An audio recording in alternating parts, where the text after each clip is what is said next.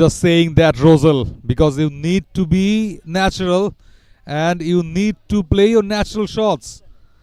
And Amanullah Aman just did that well. Straight like an arrow and having the second boundary for his team. 18 after 2 for the loss of that wicket.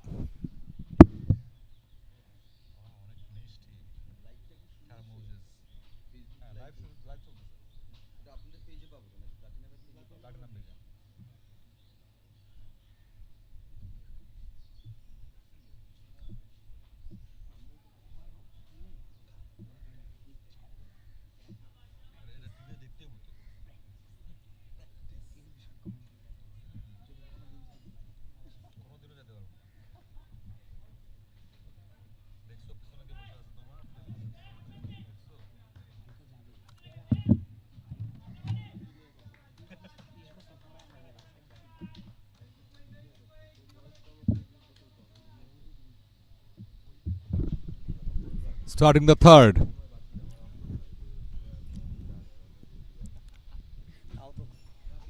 Whoa, at the block hole, right on the money.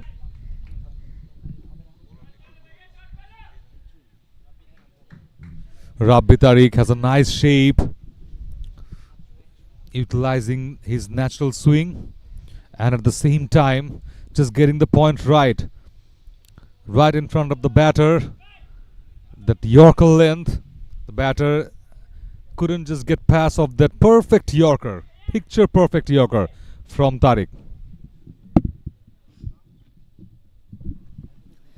Good start from Citibank. Oh, defended once again, and extra bit of swing sent it away through the short backward point. Yes, that's a good start for Citibank PLC, undoubtedly. But at the same time, you can't get rid of EBL because EBL just got the first wicket. They just need to neutralize the natural stroke hitting ability of the batters of Citibank PLC. They are not licking runs, not more than that, but at the same time need to be focused. Oh, shot!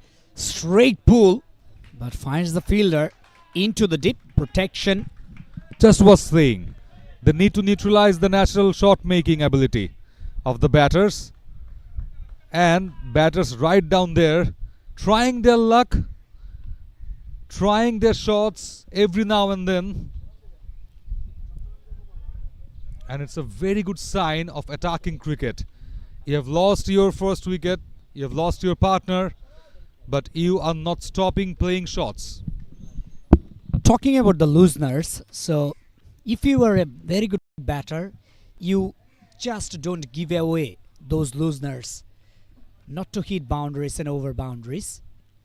So definitely you have to deal with punishment in those looseners. Oh, straight once again, couple of bounces to the long on fielder. You were talking about the left-right combination in the modern day cricket. I think that doesn't count that much. Yes, in corporate cricket definitely it will count because you need to adjust your angles, like Rabbi Tariq coming around the wicket for creating that angle, and a bit successful one from Rabbi Tariq because he has been stopping Amanullah Aman from playing big shots. Good delivery, just outside of the off stump and defended very well. That's the natural stink of Rabbi Tariq, capitalizing his natural swings very well, right on the money. We have seen a dead Yorker in the very first ball to jolt the mentality of the batters. He's trying pretty well with the shape of the ball. The ball is moving, the very first hour of play here at ULAB. So you can expect, you would like to expect some tight bowling from your bowlers, and what Rabbi Tariq has been delivering. Right on cue. Last delivery. Oh, Yorker delivery. Just played it. Somehow saved his stumps as well. End of the over. 3 gone. 20 for 1. 21 for 1.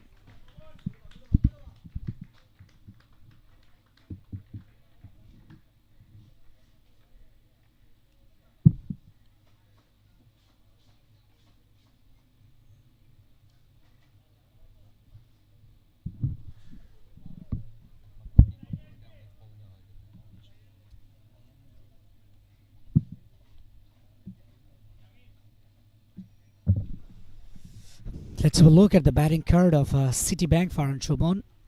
5 of 8. Zaman Akash goes back to the pavilion very early. 6 runs of 4 deliveries. Amanullah Aman 10 of 6. And 1 boundary from Amanullah Aman.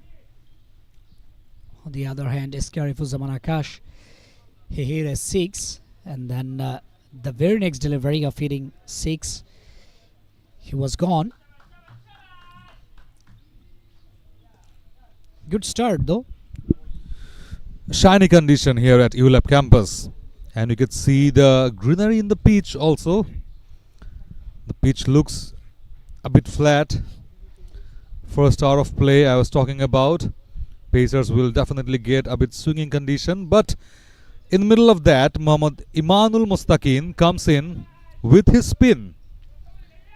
Very interesting move from the captain, Naeem Hossaini. Oh, defended with the back foot, straight back to the bowler. Right thing to do. First spin attack of the morning. You would like to see a bit. Oh, this time, what a shot. Excellent cut. And that races away to the boundary line. How to play spin. Spin 101 from the batter. Farhan Shobon adjusted himself very well at first, shuffled across, and then get the ball in the line and cut it away like a slice of cutting fruits. Like those bananas, guavas in front of us, Rosal. Exactly, and he played a really very good shot, played with the spin. This time, straight long on. 1 more run added to the total. Sensible cricket from Farhan Shobon. Had that boundary, and immediately after that adjusted himself well again to have that single. And that's the momentum they should carry throughout the match, because singles and doubles will definitely boost your scorecard, and that can be shown from their projected score.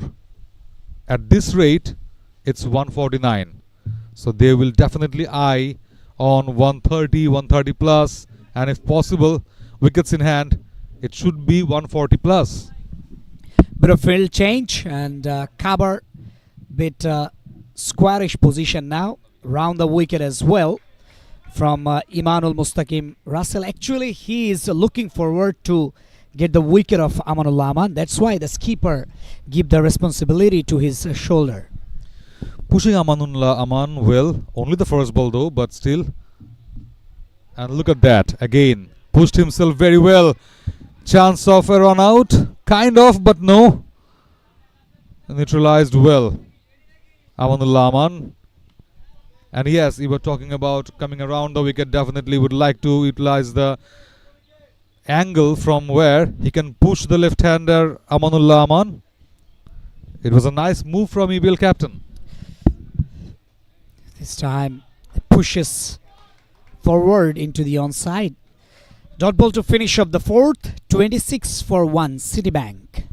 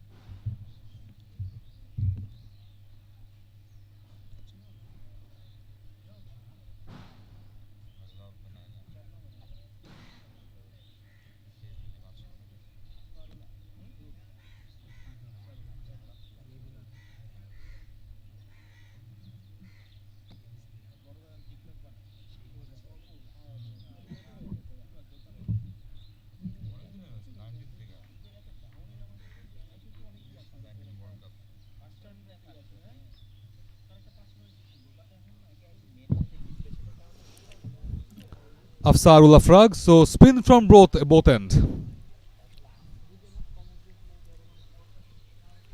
26 for 1 Citibank PLC. After 4, just 2 overs away from that power play phase. So all are inside circle. Only the 2 outside that circle in the first phase of power play. Slow left from Orthodox. First time introduced by the skipper. Angling into the right-handed batsman. Mix up there. Oh, Amanullah Aman. He was almost into the halfway of the crease. Afsarul did the right thing. Didn't throw because no backup was there. That would be a tricky one if he threw the ball. Oh, outside edge. Thickish outside edge. And that results in a boundary because short third was inside the circle. Unfortunate for Afsarul Afrag. Bowled a pretty tight length line. Everything was perfect. Just a hint of movement away from the batter. He would like to just tuck in for a single, but resulted in a boundary. So runs coming thick and fast for Citibank PLC. Within the power play, they have managed a good momentum to carry on from here. Oh, hits the parallel and finger goes up. Second wicket goes down for Citibank. Beats him completely, just in front of the wicket. Afzarul Afrag, I was talking about misfortune for him, but right after that ball, he came back very well. Another top-notch and pinpoint bowling from Afzarul Afrag. Farhan Shobhan going back to the pavilion for 14. Second one down for Citibank PLC. Wrong move taken by Farhan Shobhan. He was into the back foot and the ball skids through. That's why he didn't get enough time to defend that delivery. That was pretty quicker. Excellent delivery from the bowler Afzarul Afroz. Look at that. Look at that. He was into the back foot completely. That's plump as well. Could have been hit the middle stump. Absolutely, no doubt about that. What is the difference from the previous ball where he just conceded a misfortune boundary? Compared to that, it was just tightened up a bit, just pulled that length a bit and just had sharp turn to push the batter behind. A trapped one from Afzarul Afrag. Wicket looks good. I think so. As comparing with the previous week, 67 matches Ashik, 110 is the highest score in this format of the game for Ashik. So now Citibank is eyeing on his performance today. Let's see what he can do for his team. Amanullah Aman still out there into the striking end, 10 of 9 deliveries. Oh, once again off the back foot. Oh, quick single taken, keeping the ball into the hands of the fielder, into the short backward square.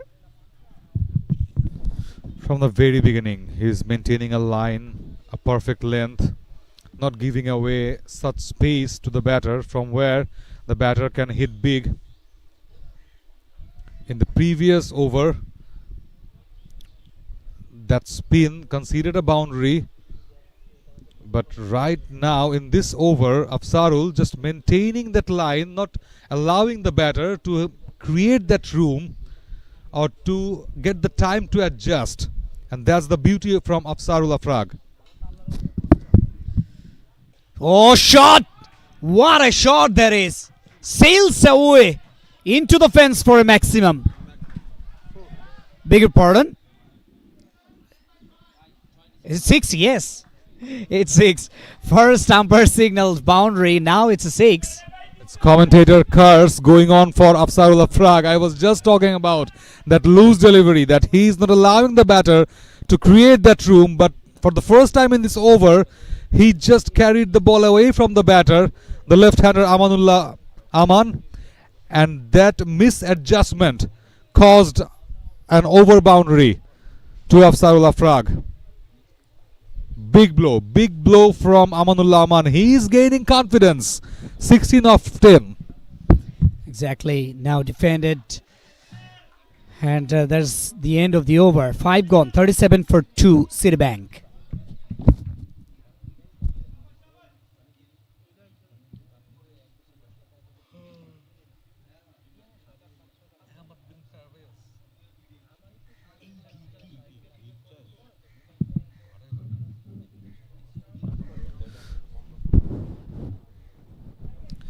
Five overs down, 37 for 2. Just one left in the power play. And in this spare of time, a slight change in the combox, where Rosal just goes away for having a break, a fruity break, and in between, Ahmed bin Parvez joins me in. Good morning and welcome back with the commentary stint with me after that hustle and bustle in the previous day in the stadium with the Bangladesh West Indies match. Morning. Yeah, I just saw Rosal walk by. He was having a fruit in his hand, so he's enjoying his time clearly. And you need hydration. You need something to get in.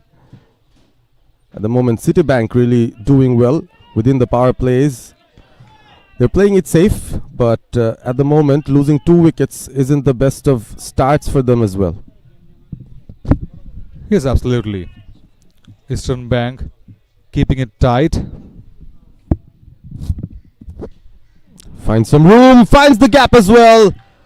A very, very well played cut shot from Ashik as he gets his first boundary.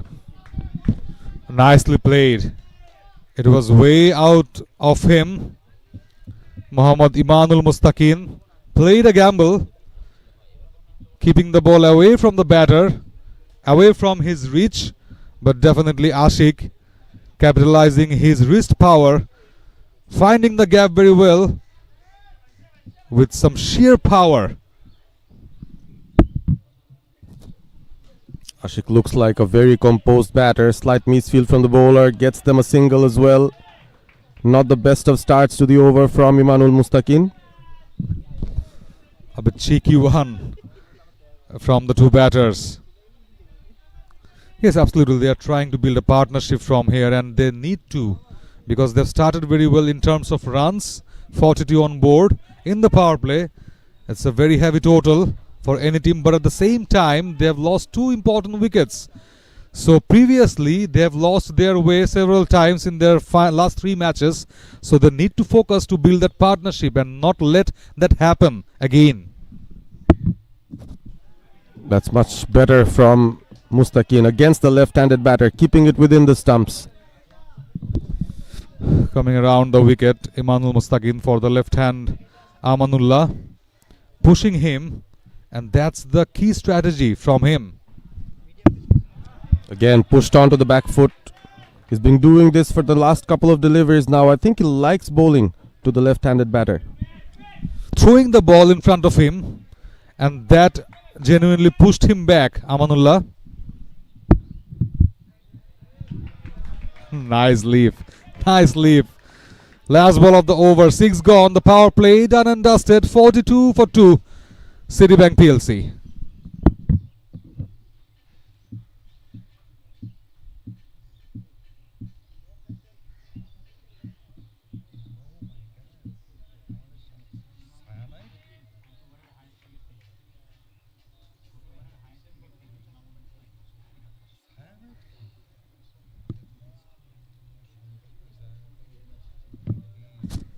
Afsarul back with his second over.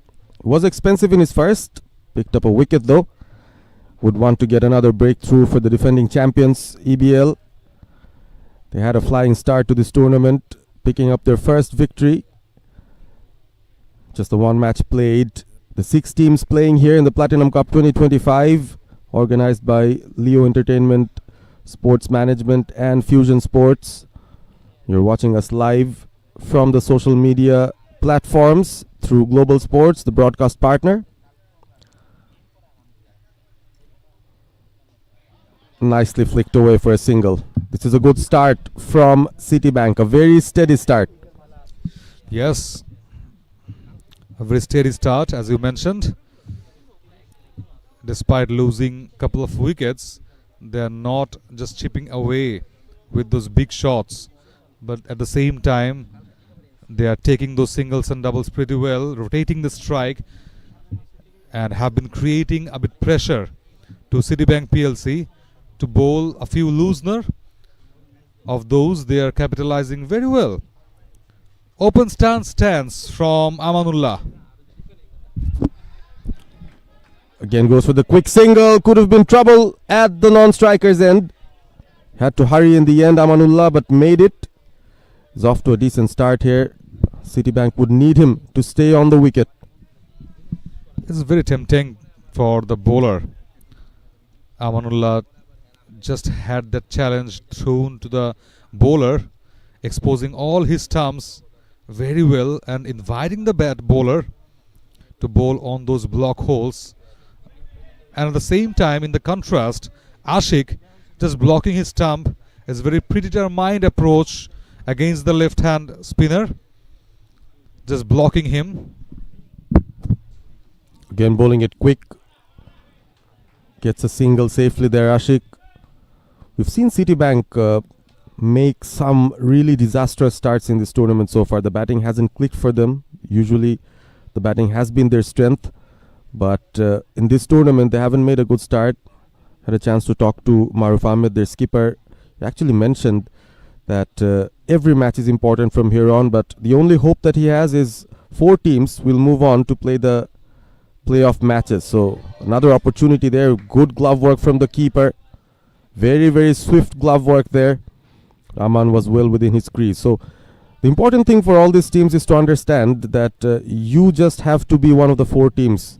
So 2 teams will be out and 4 teams will be playing the playoffs. So that's the spot that Citibank are looking for at the moment. Another one fended off here. Very good over in the end from Afsarul. Just the 3 runs coming of it. After 7, it's 45 for 2.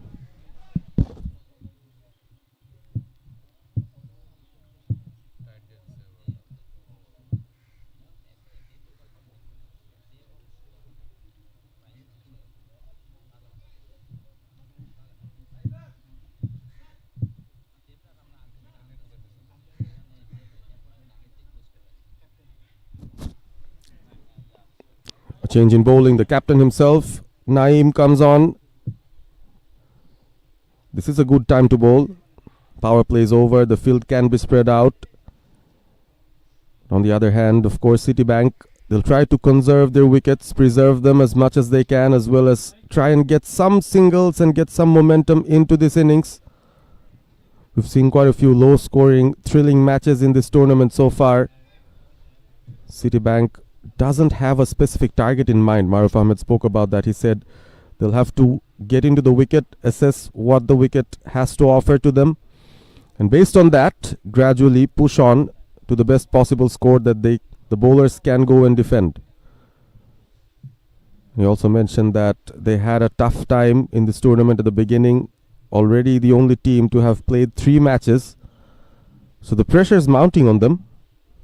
And EBL, on the other hand, their captain Naeem, who has the ball in hand, he said very fairly that whichever team plays the better cricket is going to win. So he hasn't put his team in an advantageous position. He has well respected the opponent as well.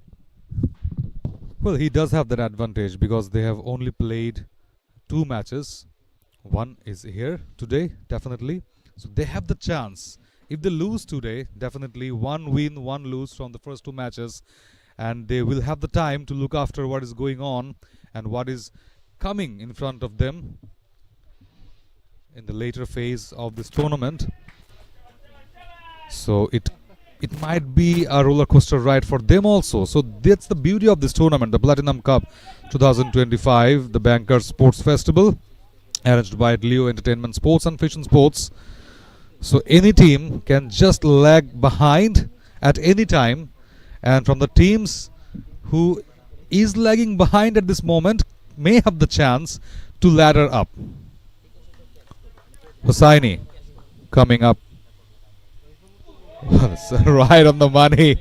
Just a hint of swing and the spreaded smile in the face of Naeem Afroz. The captain himself just bids the batter well. A good way to start. No warm-up delivery, straight up on the money, onto the fourth stump corridor. Not a lot of movement, but just enough to beat the batter. It's kind of Shivam Dube style. It's very much comfortable at a stance.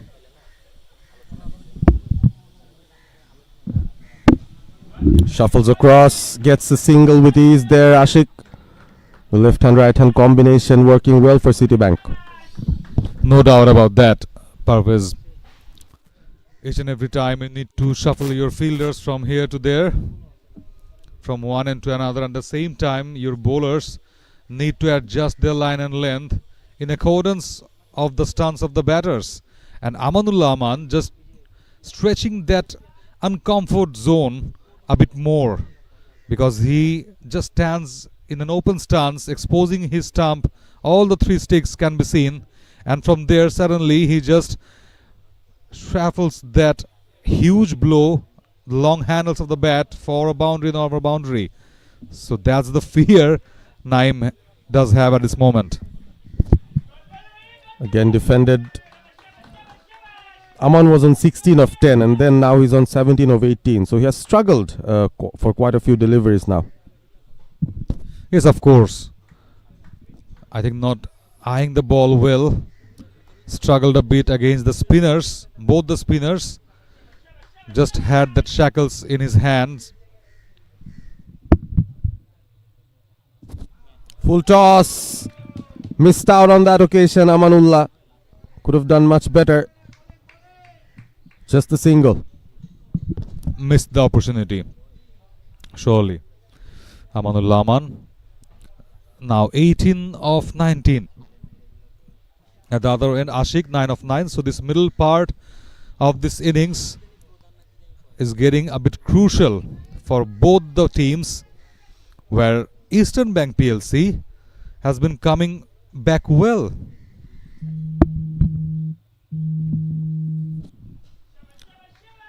Another single for Ashik.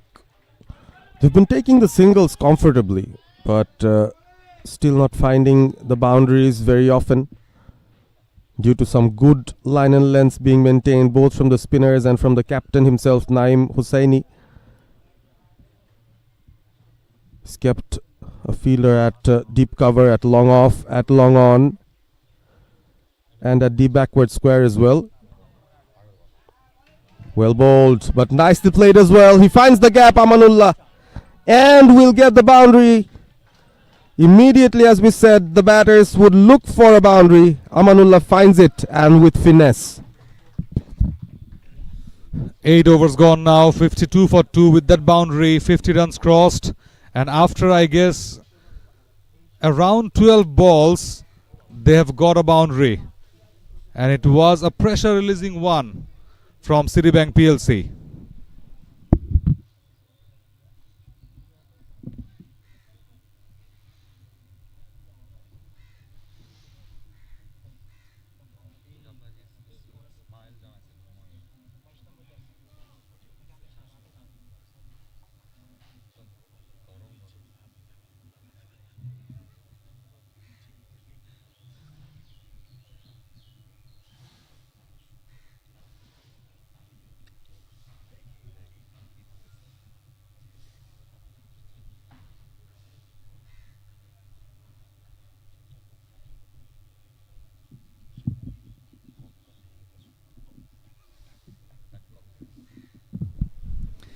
Eight overs gone. After 8 is 52 for 2 for Citibank PLC. Projected score, projecting 130 from here at this current run rate. 6.5 is a decent one. So they would like to pass that mid-overs phase with a watchful approach so far. Not trying those big shots, big lofty shots. Just trying to play ground.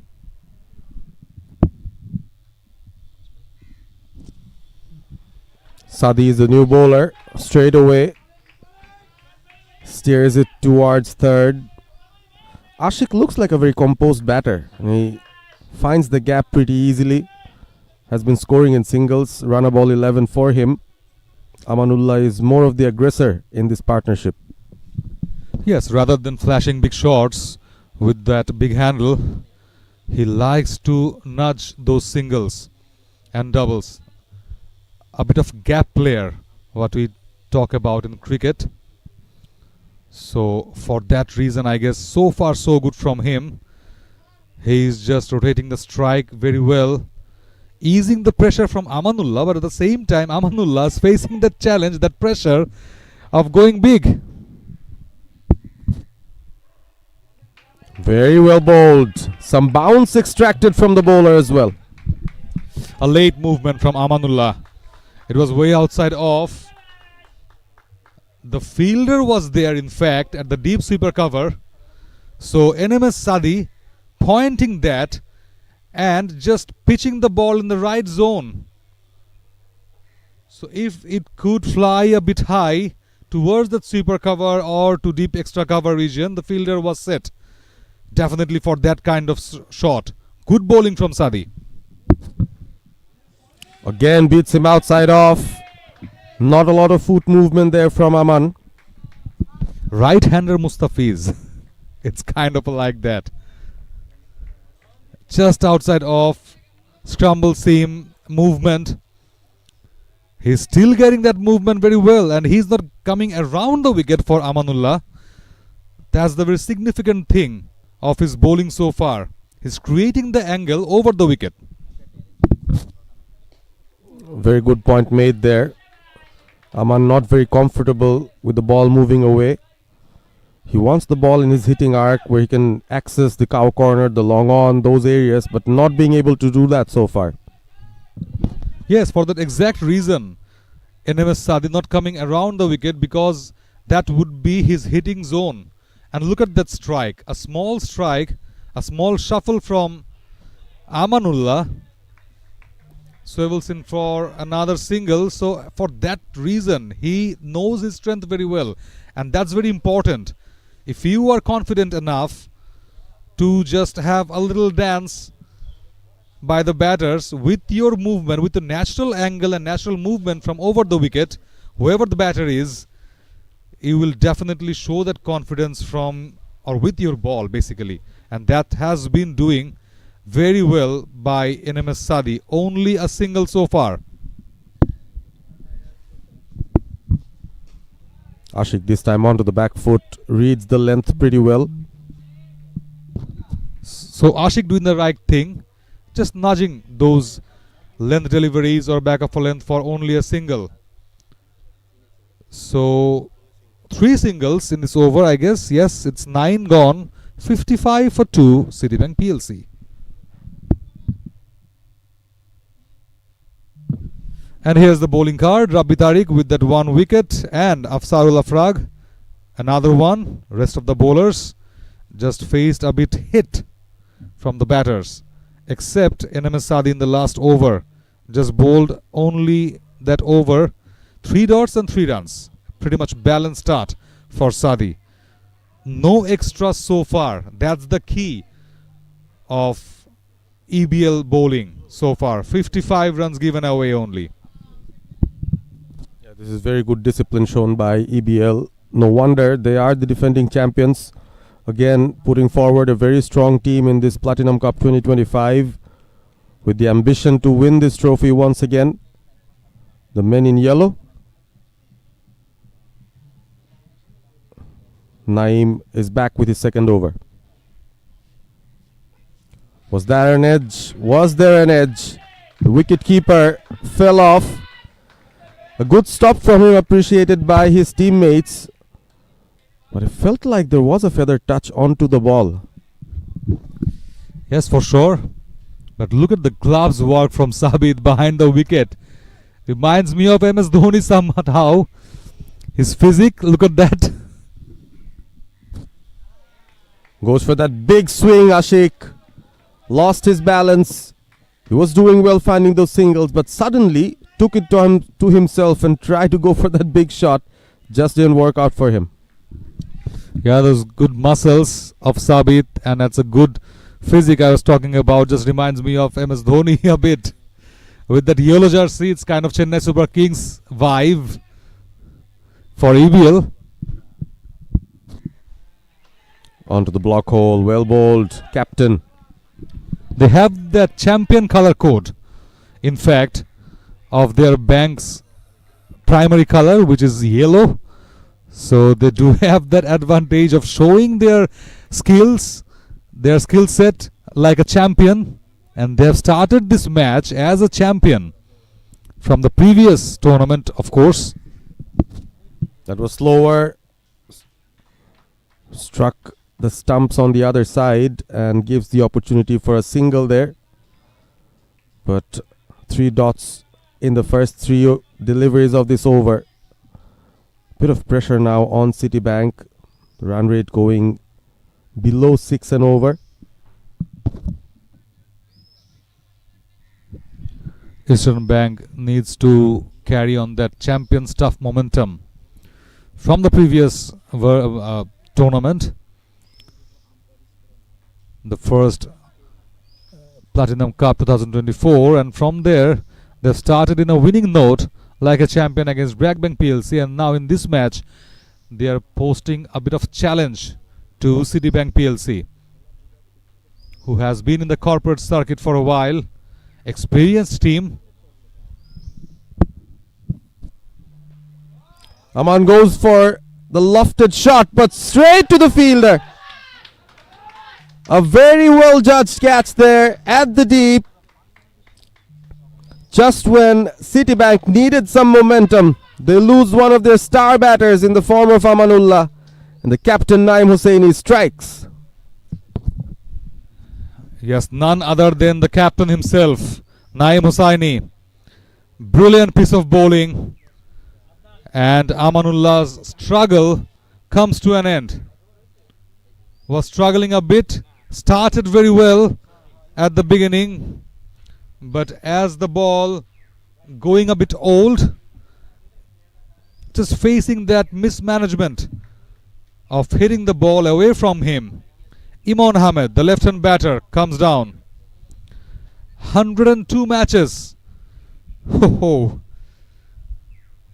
In international, players like to play 100 test matches. That's a milestone for them. But I guess in the corporate cricket, you are playing 100 plus matches. It will be definitely a plus. Look at that ball. Just carving away from Amanullah Aman. Amanullah Aman just couldn't reach to the line of the ball. Had that slash, but not with the proper timing, and a proper catch from the fielder at deep extra cover. An eyeful one. It's a drinks break now in the middle.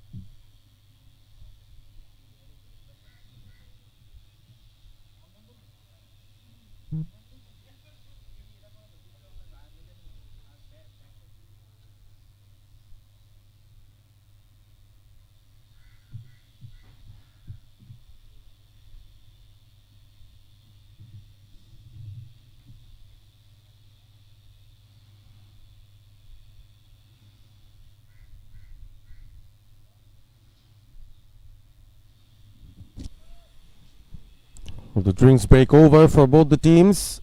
Citibank just lost the wicket of Amanul Laman. In comes the new batter, the left-handed Imon Ahmed. Loads of experience, and his mere presence must give the Citibank fans a bit of encouragement. He can hit them big. He's a very effective player, not only with the bat, he can bowl very well. Was one of the star performers for Citibank in the previous game which they won against NCC Bank. Imon Ahmed and Ashik. So a left-hander replacing another left-handed batter. Naeem bowled a fantastic over so far, just a single and a wicket. The big one of Amanul Laman. And EBL would want to finish the over on a high. 9.5 overs done, 56 for 3, almost halfway into their batting innings. Imon to face for the first time.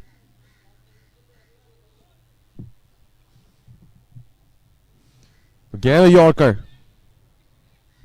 Imon gets off the mark, and we are halfway into the Citibank batting innings. 57 for 3 after 10.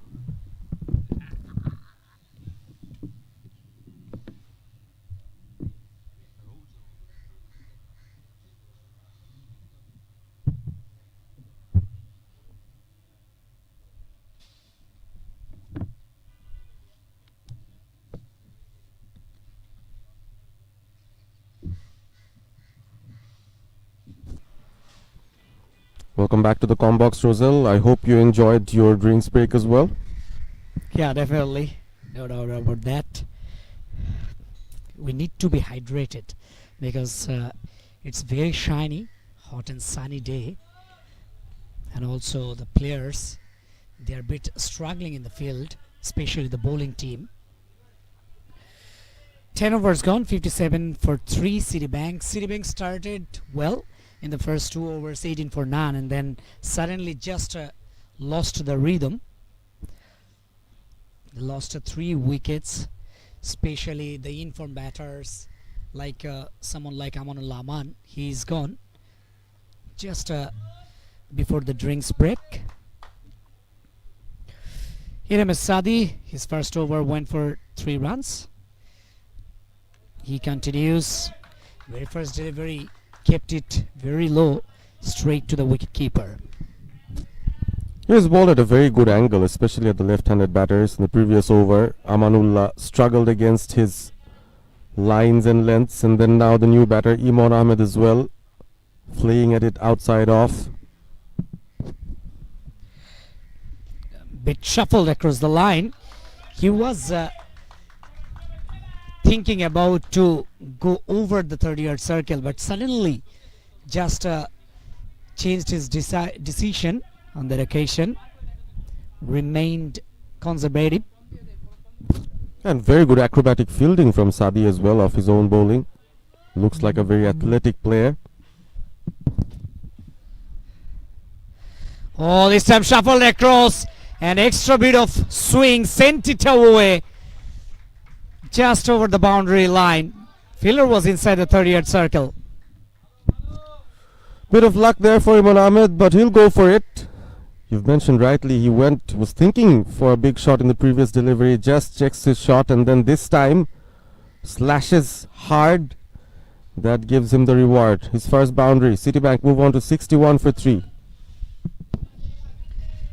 They need this kind of boundaries and over boundaries for moving forward. Let's see how Imon Ahmed and Ashik can do. Oh! Shot, sweet sound of the bat, straight as an arrow.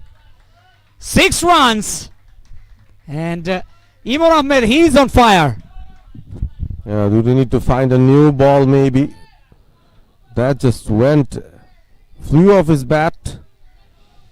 Not sure how we're going to retrieve that. But I told you, I was having a good feeling once he just came on to bat. Just gives that air of confidence. He's very confident about his skills, and he knows if anything he gets within his hitting range, he'll go for it. Already picked up a streaky boundary behind third, but this time there was no doubt. Pointed straight down the ground, hit it straight down the ground and found the boundary. Yes, we need a new ball right now. Yeah, exactly. Fortune favors the brave because before hitting this six, there was outside edge, big outside edge, and that's where he got a boundary from deep third. And now hits a six, and the ball is lost. New ball has been taken. Sadi, this time just off the back foot and gathered the ball front square. Good comeback from NMS Sadi. An effort ball, it seemed. Hit the bat pretty hard. No bowler wants to concede a six, especially if you are a quick bowler. Last ball of the 11th.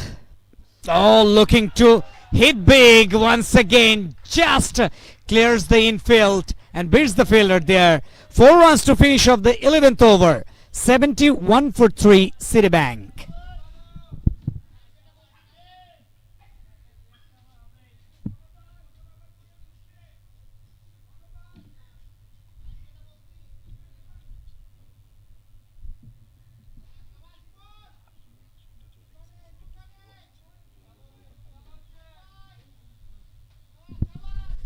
Bowling card, 1 wicket for Rabbi Tariq, Hafsarul Afroz and Naim Afroz Khan Hossaini, the captain himself. And the 3 bowlers are wicketless. 6 bowlers have been used by the captain Hossaini so far in this match. Sadi, a bit expensive in his second over, went for 14 runs. In his first over just went for 3 and then 14 runs he conceded. Not a good over from him. Naim Afroz Khan Hossaini in his 2 overs. Economical. Given away just 9 runs and also picked up 1 wicket. They need to come back, in fact. Slower delivery. Excellent way to start of the over. Good cricket all around. It was a good delivery, slower.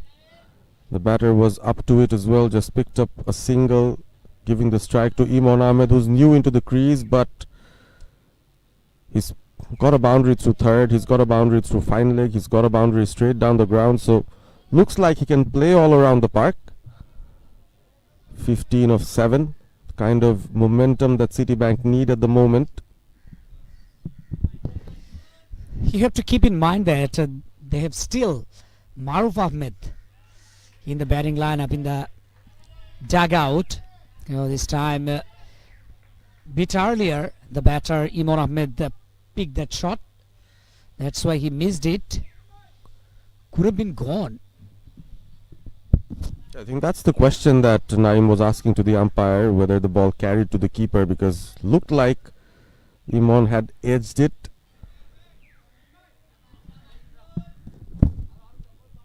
Round the wicket. No, shuffle across. Miscued. Should be taken. Oh, yes, taken. And that's a very good catch. Just coming forward to take that catch. And he had covered a long area. Not easy. Really not easy to go hard at those deliveries, especially when the bowler is varying his pace so much. That was a slower ball once again. Imran completely mistimes it. Was targeting the cover region, found the fielder at deep point, and that was another very good catch taken. EBL, they've been disciplined with their bowling and fielding efforts, epitomized by that catch by Zabir once again of the bowling of the skipper Naim Hossaini. Imran, after getting a very fluent start, has to walk back, and the 4th wicket is down for Citibank at the moment. Projected score looks decent, 127, anything around 130 could be competitive. But EBL, just look at the kind of fielding that they've produced so far. Taken all of their catches in the deep. No extras so far in this innings, so that has been another feature of their bowling. The captain himself comes on, so it will be a battle between the skippers. Yeah, Maruf Ahmed, as I were talking about, Maruf Ahmed still in their dugout. Now he comes out after the wicket of Imran Ahmed. 4 wickets down, 72 runs, and Imran Ahmed needed to be patient on that occasion, didn't he, Parvez? I think he was given a task. He was given a job to go and pick up the momentum. Initially did well, a six, a couple of boundaries, so he thought maybe he could chance his arm, but in the end, once too many times he goes for the big shot and then holds out. It was good bowling from the bowler as well, just slowed it up so the batter couldn't time it. Exactly. Oh, this time it's off cutter and just into the gap and running towards the boundary line. 4 runs. Excellent batting. Just slicing the ball and directed on the direction where just the fielder short third was inside the circle. That's the area he targeted. Goes at the mark straight away, skipper Maruf Ahmed. There was some width, slashed at it, backward point, third, all within the circle. Finding it hard to chase that down. So good start for the captain. Once again, slower delivery. This time straight into the line of the stumps. That's why he was forced to defend at that one.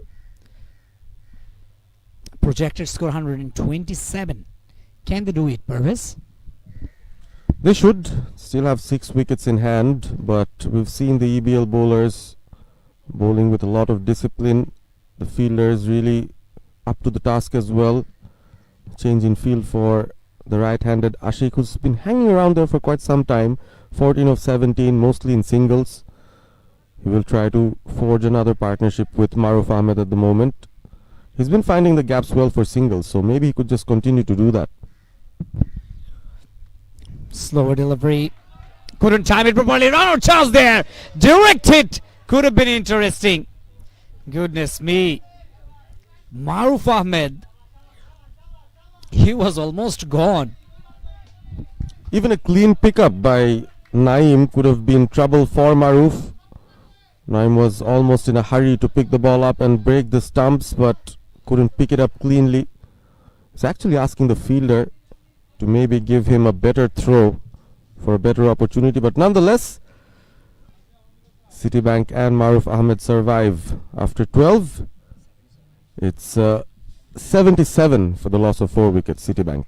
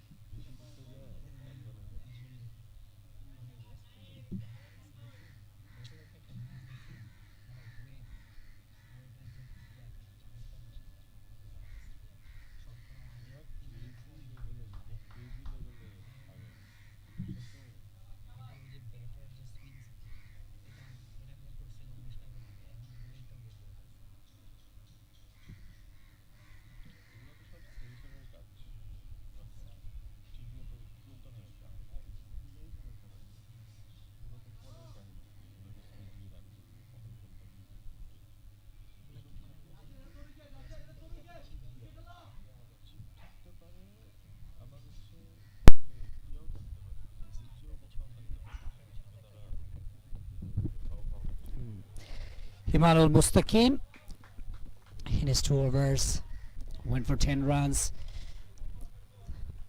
First ball just given away a single. A good start to the over.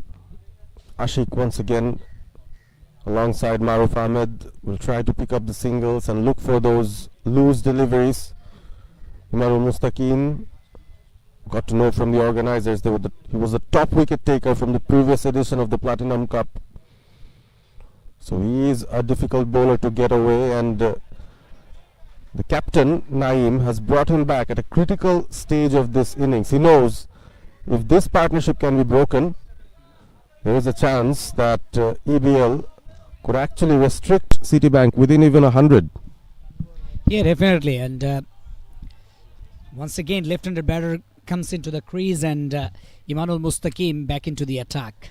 So intention is pretty clear. Oh, this time beats the fielder, and that was pretty fine. 4 more runs for Citibank. Welcome boundary. That's actually very well played by Maruf Ahmed. Not a lot of height on that ball. Did not bounce as much, but Maruf was also waiting for it. And he knew the short third within the circle. If he can just beat the man, and with the pace that Emmanuel Mustaqim is bowling, just trying to bowl quick, finds the gap. Off the pads. This time down the leg. Looking for a single, but refused by Maruf Ahmed. Ashik wants a single. Good comeback from Emmanuel Mustaqim. Just conceding a boundary and then a dot.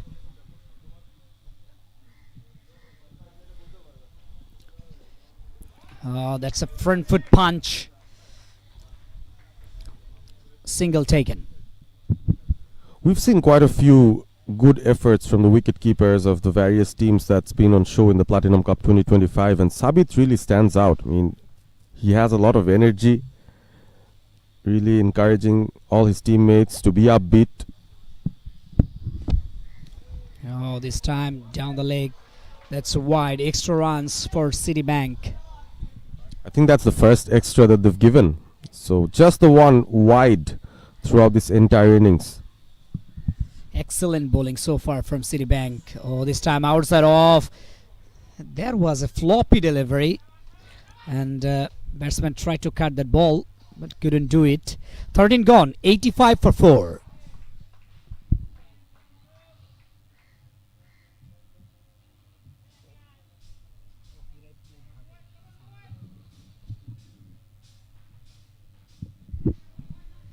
Look at that. Batting card 23 of 25, the highest run scorer from the side, Amanullah Aman. And the other batters couldn't pass 20 runs. Not a convincing looking scorecard from Citibank. Now the rest of the job have to do by these two batters, Maruf Ahmed and Ashik. Naim Afroz Khan Hossaini. So far, good bowling from him. 2 wickets. Oh, coming down the wicket, Maruf. That was very low. That kept really low. I mean, nothing that the batter could have done. That's just the kind of wicket that we have. And Maruf, he's been in the crease in previous matches as well. He knows how the wicket might play. Very quick to get back to his crease after missing that. Oh, this time driven nicely. Firmly driven. And that's a boundary. Excellent use of the feet as well. Very confident looking shot from Maruf Ahmed. Just went straight. The ball was there to hit, and he just went through with it. A good follow through, and finds the correct gap as well in between long off and long on, the two fielders in the boundary. So a good start to the over. A dot and then a boundary. Good response. It's captain versus captain. Just walking out of the crease, and then gathered the ball behind square. Misfield though. Single taken. Just trying to get some sort of momentum. We've seen after 10 overs, Citibank, they were less than 60. But in fact 57 to be precise. And from there on, they've actually done well in the next 3.3 overs. A few boundaries coming their way. Maruf Ahmed trying to get some momentum into this innings. Yeah, they added 33 runs in 3.3 overs. Excellent batting so far in the previous 3 overs. Now another single taken. Singles are coming for Citibank. Maruf having a look at the field setup. It's well spread out. Oh, once again, just hanging the bat in the air. Oh, risky single taken. Just keeping the ball in the hands of the fielder into the point. And they did not go for the second because I think the throw went straight into Maruf. It hit him.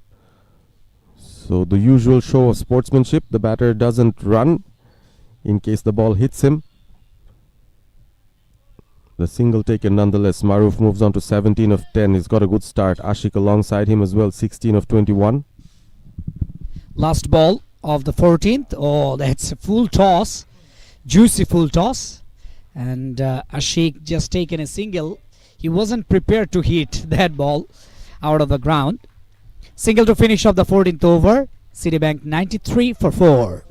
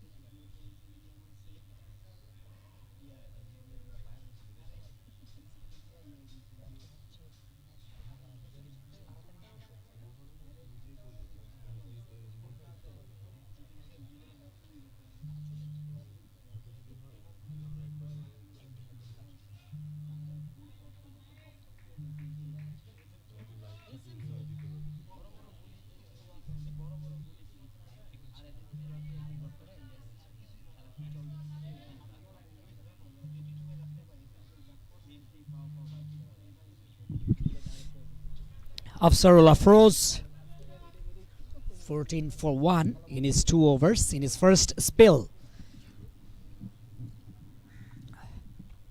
Ashik, he's on strike, 17 of 22. On the other hand, Maruf Ahmed looks very dangerous, 17 of 10 deliveries.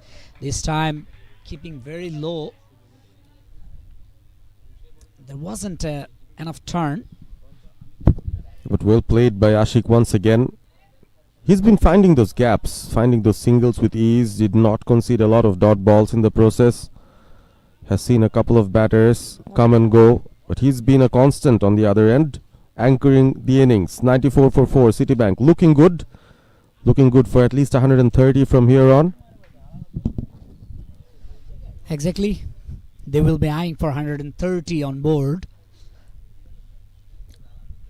Maruf, oh, first he was just trying to hit the ball with the front foot and then went back foot to cut the ball.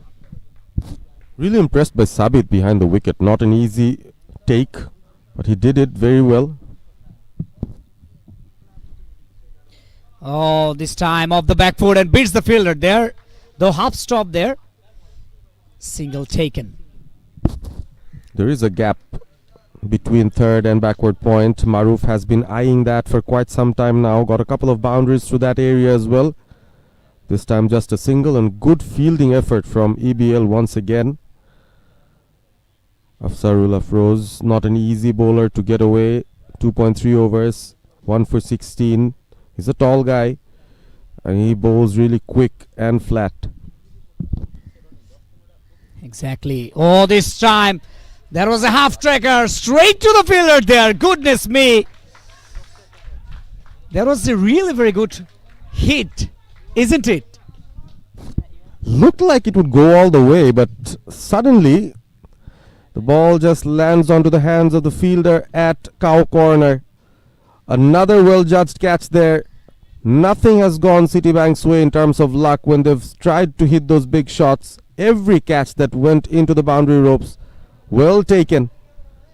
And EBL, a well-deserved wicket for them. As Ashik, he looked good as long as he was playing on the ground, but as soon as he went aerial, He had to depart. Alamin Sheikh, the new batter, walks in to accompany the skipper Maruf Ahmed. 5 wickets down, 95 on the board, Citibank. Just when it looked like they'd gain some momentum, Afzarul again picks up another wicket. Was short. He pulled it and straight to the fielder there. Yes, he's hiding behind those trees somewhere. He took the catch cleanly enough. And that brings the new batter in, Alamin Sheikh. Yeah, Ashik was assisting Maruf Ahmed very well. And bad luck for him. New batter comes in, just pitches outside of the off. And making the batsman to defend on that occasion. New batter will take some time, and this is an advantage for the bowler. Indeed. Off the back foot, pushes the ball straight to the fielder into the extra cover. And that finishes 15th, 95 for 5, Citibank.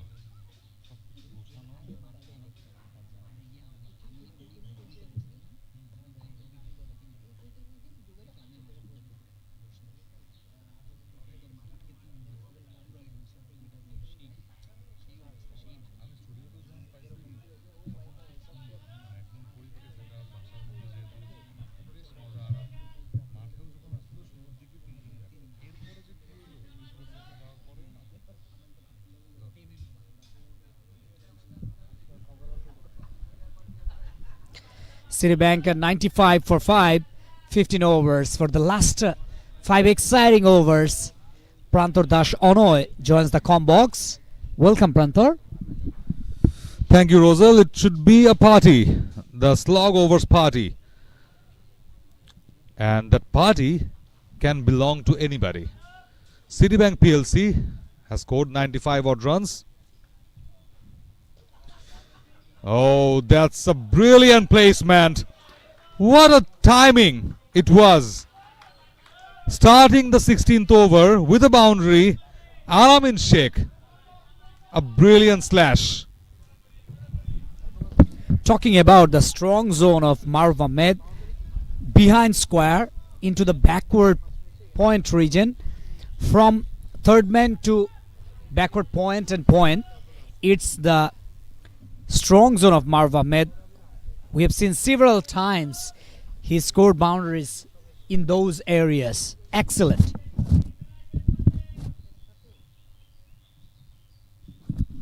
Coming down the track a bit, lofted, but not enough to pass the boundary line. Sensible cricket, no doubt about that, from Maruf Ahmed. Just hitting a boundary in the previous delivery, and now rotates the strike, and 100 up as well for Citibank. Yeah, but he is posing a threat to the bowler.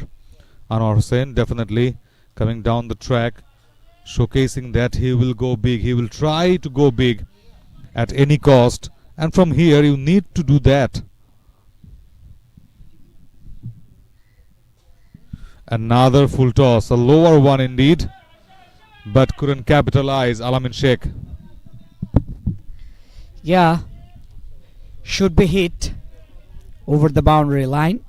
Should have been hit, in fact, but he missed it. Good score on the board, and after 10th, they added in 5.3 overs 43 runs. Yes, a pretty much balanced approach so far. Another full toss and misses out. Chance of a run out, but the fielder did the right thing of not throwing the ball, for not having a backup. Yeah, for not gifting extra runs to the opposition team. That's why he didn't throw that ball. Citibank 101 for 5 after 15.4 overs. And there is a Brilliantly bowled Anwar Hussain at the block hole wide away from Maruf Ahmed, and he misses out. very cheering dugout for Citibank. Everyone is talking and chanting the name of Maruf Ahmed. They are just encouraging him, inspiring him to hit boundaries and over boundaries and playing the sensible and natural cricket as well. And the EBL dugout is also like that, Rosal. Wardful again. Well played, Maruf Ahmed. It was a wide full toss, and Maruf Ahmed capitalizes it well. A boundary, second one in this over. 16 gone. It's 105 for 5.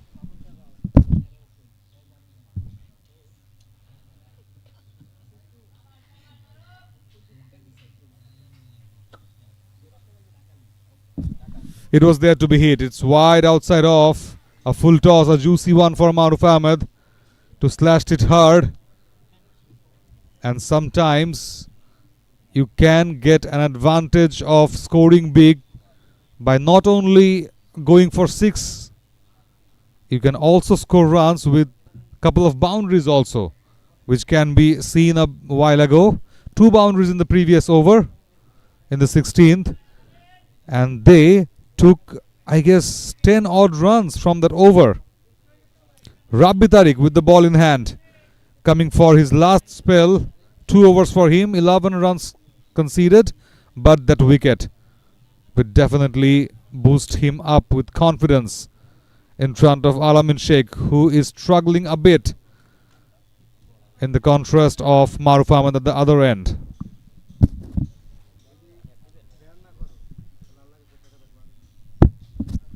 Lofted straight. Fielder coming underneath it. What a running catch. Reap on. That's a brilliant take. Running ahead, sliding, and at that age, you would like to sit and relax at your bedroom or at your drawing room watching cricket, but playing cricket and taking such catches will definitely spread a positivity among the generation. What a catch it was. Alamin Sheikh gone. Excellent catch. Just coming forward from the long off region to take that catch almost to the mid off region. Look at that. Slower delivery, and here's the twin part of the bat, and there was a skyer exactly inside the 30-yard circle. On the 30-yard circle, rather. Very good catch. Well done. That's a clean catch taken by the fielder. Hadia Shishir, the new batter, comes in. 46 matches with a strike rate 126. Another good batter from the side. Citibank. Maruf Ahmed need a company because he's playing really very good. 27 of 16 deliveries. So he needs a man to just stand beside him, which is very important for Citibank to post a very good total on the board. But Rosal, I just can't get out of my eyes from that beautifully taken catch by Mr. Ripon. And that also when he was just losing his balance a bit, but he ensured that he will take the catch and then lose his balance. Absolutely brilliant. Rabbi Tariq, second wicket on his name. Glanced it well. Hadia Zaman Shishir facing the first ball. Never been an easy job. But now getting off to the mark will spread a bit positivity and will remove that butterfly on the stomach.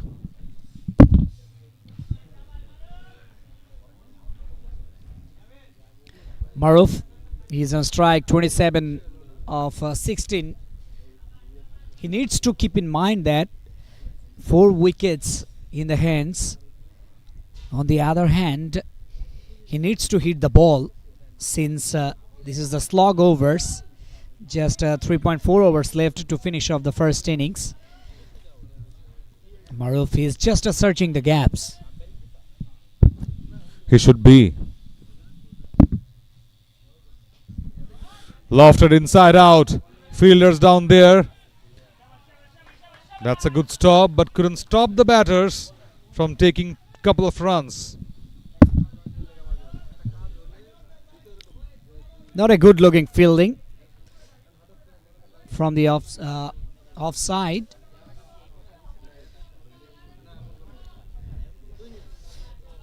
Gifting 1 run to the batting team. Citibank 108 for 6. Run rate is 6.5. Lofted again, but couldn't time it well, Maruf Ahmed. Well enough for a single only. So what's the problem going on for Citibank, that whenever they would like to go big, they are losing a wicket? That's just breaking their momentum. And for that reason, basically, Maruf Ahmed has to start it from the beginning with a new partner like Hadia Zaman Shishir. So once again, it will be a reboot of their innings to pass this slog over stage. Wide outside, slashed it beautifully, but the fielder is there. So another single in this over. What an over going on, Rosal. Very eventful. Just a boundary didn't came so far in the 5 deliveries. Wicket in the first delivery, then a single, a couple, and then a single and single. Let's see how he can finish the last delivery of his 3rd over.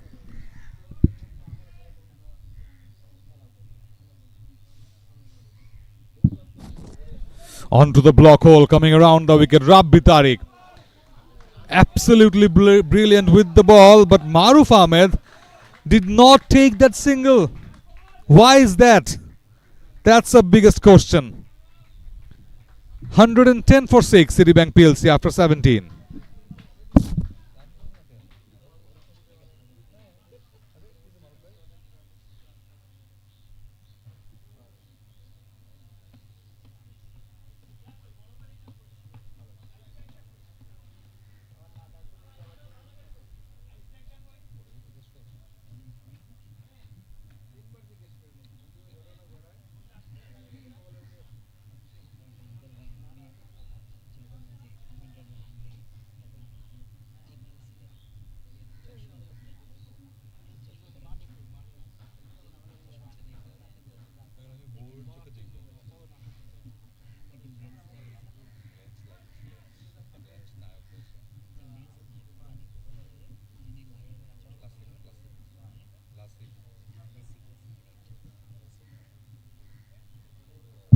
So the last few overs left, and Afsarul Afrag coming for his last over. 3 over 16 runs given away for those 2 wickets. Very economical bowling. So he needs to cash in now and needs to take a wicket from here.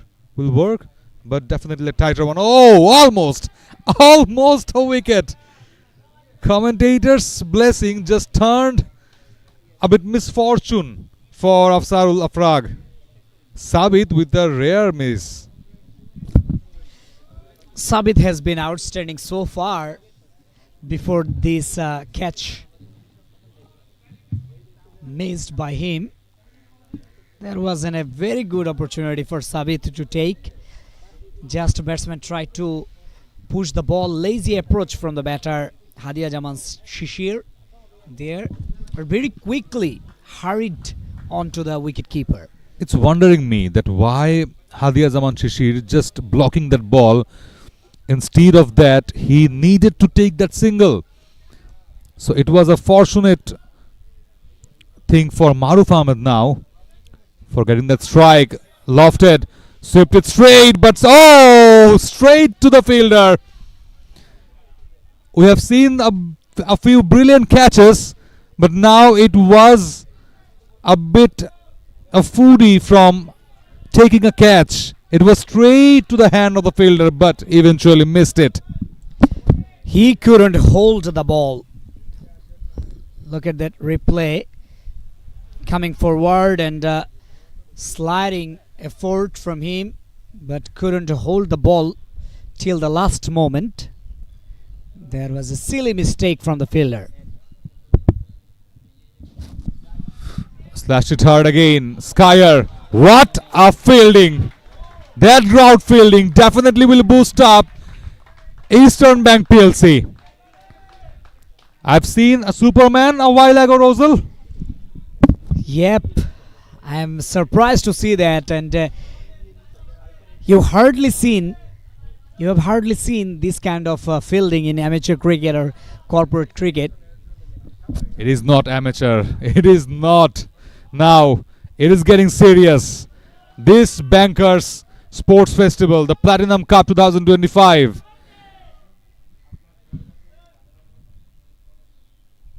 Way outside off. Brilliantly bowled. It was quicker. It was going away from Maruf Ahmed. Yeah, Maruf anticipated that that would be a wide. That's why he left on that occasion.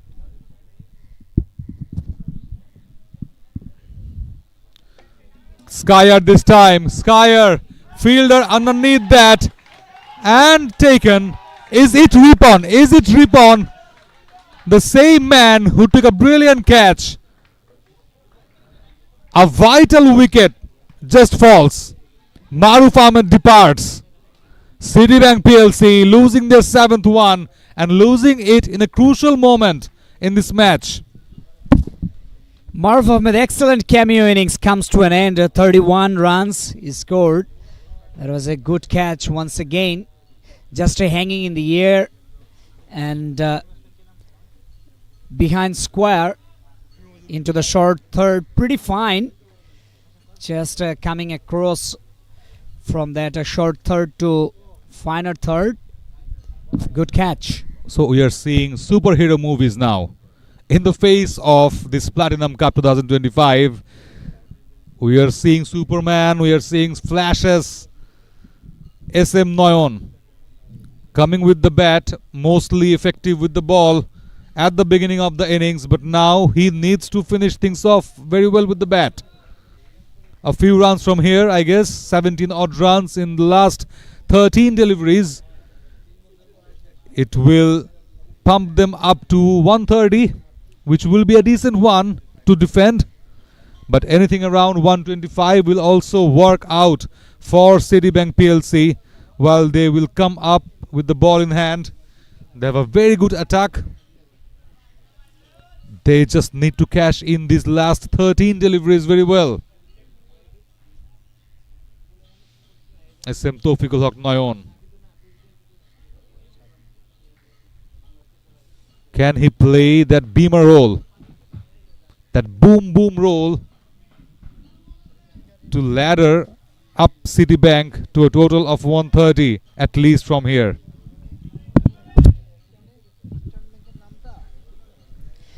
Last ball of the 18th over, 113 for 7. New batter comes in, SM Tawfiqul Haq Noyon. Needs to accelerate from here on. Oh, good delivery. Just maintains the right channel and making the batsman to defend. Dot ball to finish off the 18th over. Citibank 113 for 7.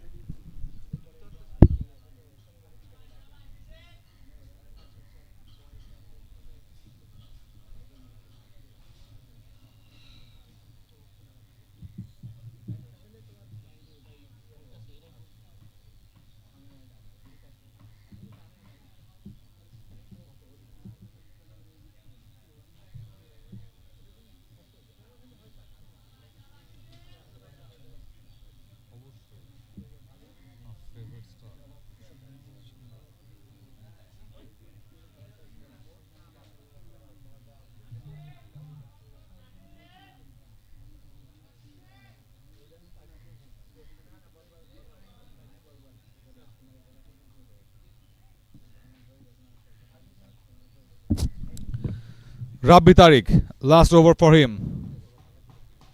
Full toss to start. A scrambled one. So that's the problem for Citibank PLC. They are not getting those boundaries and over boundaries more often. Talking about the surface, in the previous week, the surface didn't behave really very well. The ball was keeping very low here in this surface, and today looks pretty good, though the ball is still keeping low after the 10th.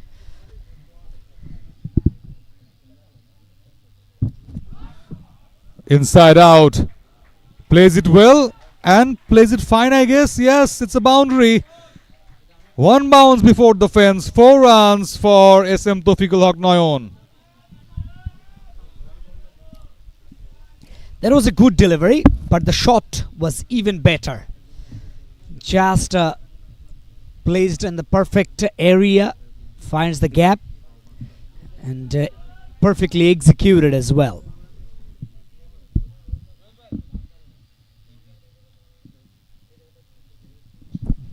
Oh, clears his front leg. Straight drive and another one bounce boundary. Consecutive boundaries for the batter.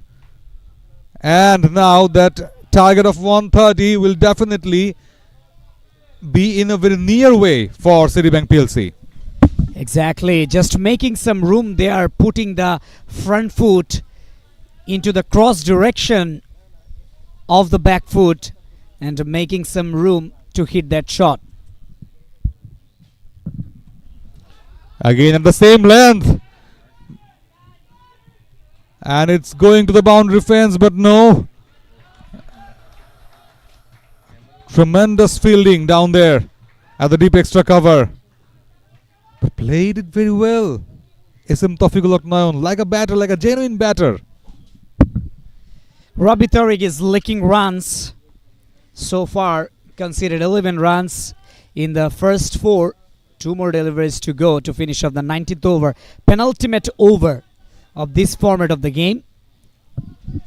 Absolutely. 124 on board now. Citibank PLC.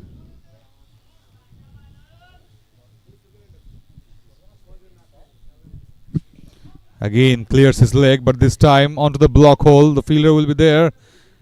So another single. So this has been a productive over for SM Tofikul Haq Noyon. In fact, Rabbi Tariq has leaked a few runs. Tofikul Noyon, that kind of a batter, just coming down the crease at number 9 or sometimes number 8. And today he is just doing his job. Goes big.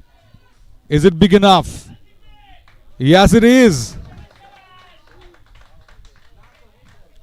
I guess it's being stopped, Rosal. Yes, it is being stopped. So a single only in the last over.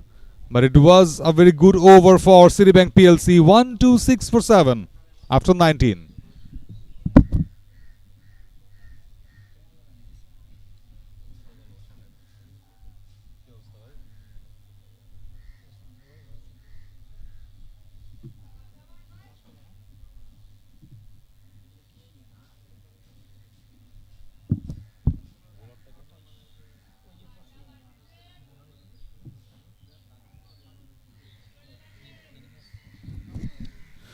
So Sadi with the ball in hand for the last over.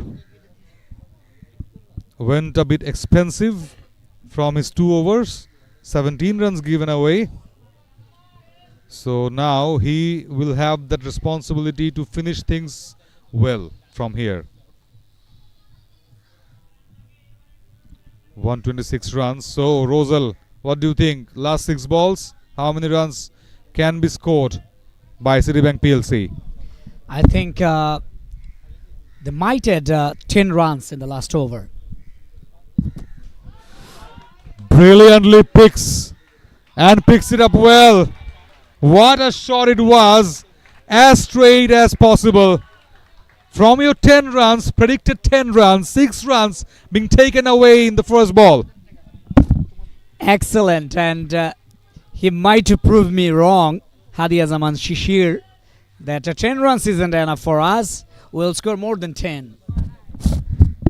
Yes, as much as you can score. Anything around 140 now will work for Citibank PLC. Tries to go big. Just lost his bat from his hand. It was a one-handed approach. Just couldn't get enough. Yeah, bat was angled on that occasion. Couldn't play with the bottom hand. That's why he gets just a single on that occasion, looking to hit big. SM Taufiqul Haq Noyon, another big hitter from the side Citibank, and he will be eyeing for another 6 or a boundary in this delivery.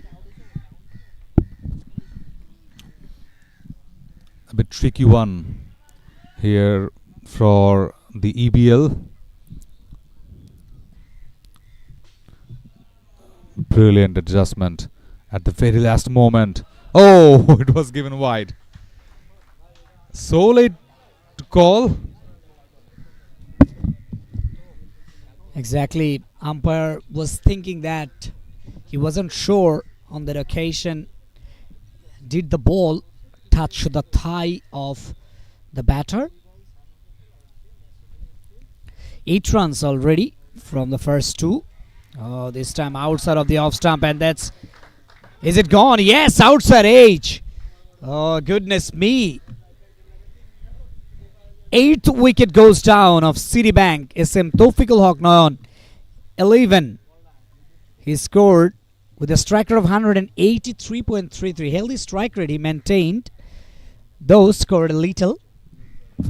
It was an impactful one from SM Taufiqul Haq Noyon. We were talking about 130, anything around 125, but now the score is 134. At this moment, it is kind of a very, very competitive. Nirjan Bhadro walks into the middle, 30 matches, 312 runs under his belt, with the strike rate a bit high, above 100, and that's the wicket for you. It was wide outside off, no foot movement from the batter, Noyon. Tried to slash it hard with that cut or uppercut, but just couldn't connect timely. That's the important thing of that wicket. So 8th one down for Citibank PLC. But you can breathe a bit easy. Just above that 130 runs mark, though the wicket looks a bit good, not that much slowish one. So batters can have a good outing so far. So EBL, if they can bat well, they can pass the score. Definitely, because the wicket looks good today. So the big question is that 134 or under 140, is it enough to win the game? I think the bowling attack Citibank PLC does have, they will compete very high and they can think about the win in this match. Oh, this time softly driven into the onside, looking for 2. No, refused by Hadia Zaman Shishir. That was a crucial moment because you would like to convert those singles into doubles at this stage, because you shouldn't have that fear of losing wickets. You have lost 8, so it's enough on board. So you would like to capitalize that singles into doubles by running a bit fast. Nothing to lose in this moment of the game. Absolutely, absolutely. This is all about momentum. It will carry in your bowling. Exactly. Shuffled across, slashed it really very hard. Couple of bounces and finds the boundary. Oh, much needed one for Citibank PLC. Gold one for Citibank PLC. Again outside off. The trick was there for NMS Sadi, but this time the batter just shuffles a bit more and slashed it hard with the proper timing. It was a gold. A timely boundary from Hadia Zaman Shishir. Last ball remains. Sadi already conceded more than 10 runs. Yeah, last ball of the 20th over. Oh, hits it really very hard, but just passes the 30-yard circle. Single there, attempting for a double. But no, refused by Nirjan Bhodro. After 20 overs, 140 for 8. Citibank PLC need 141 runs. They need to do a lot of work with the bat. Citibank, Eastern Bank Limited. They need to do a lot. Yes, they just chased 60 odd runs in their first match. So it will be a first one for them also to chase rather than big. And it is big enough in front of Citibank PLC bowling lineup. It's 141 runs. Never been easy in corporate cricket or any sort of cricket in T20 format. And one thing, 140 for 8. This is the highest score so far in this tournament, if I'm not wrong, Pranthor. Yes, absolutely. So you need to adjust your mentality, your capability a bit to chase that down. 141 runs. But finally, I guess Naeem Hossaini should be a bit happy of restricting Citibank PLC within 140, not allowing them to score 150 plus, so that it could have been more difficult for them to chase. And that's the sweeper swapper going on. Some sweeps, but not from the batter, from the groundsman, and that is key. And that's the batting card. Highest run here of Maruf Ahmed, the captain himself, 31 of 22, and after that 23 runs from Amanullah Aman, but in a slow manner of 25 balls. Rather than it is Hadi Azaman Shishir scoring 18 runs from 10 with a strike rate of 180, and at the same time SM Taufiqul Haq Nayan those gold runs of 11 from 6. So that was the foundation of their score of 140 runs with the loss of 8 batters.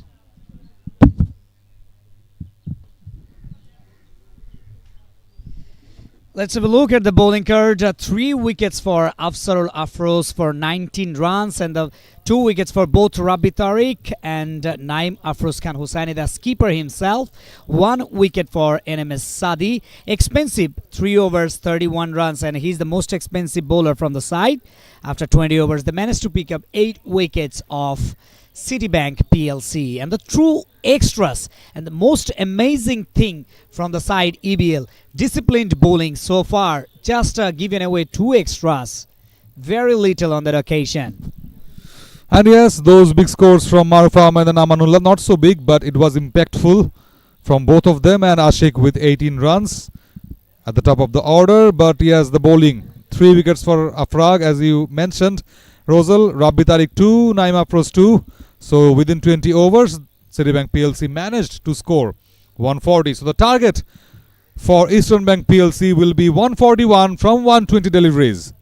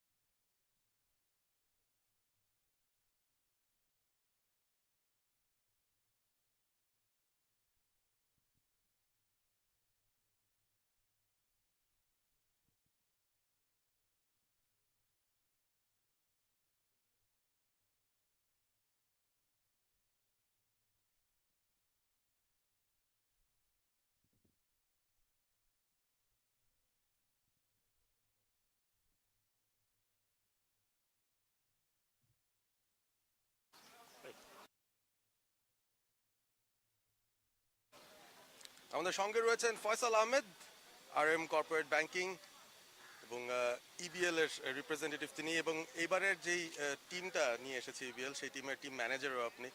Definitely খেলাধুলার মধ্যেই থাকেন, এবার নাকি আপনাকে manager বানিয়ে দেওয়া হয়েছে। How disappointed are you? Thank you so much আমাকে এখানে সুযোগ করে দেওয়ার জন্য। বেসিক্যালি যেটা হয় কি, মানে as a cricket team player, so অনেক দিন ধরে আসলে ক্রিকেটের সাথে জড়িত।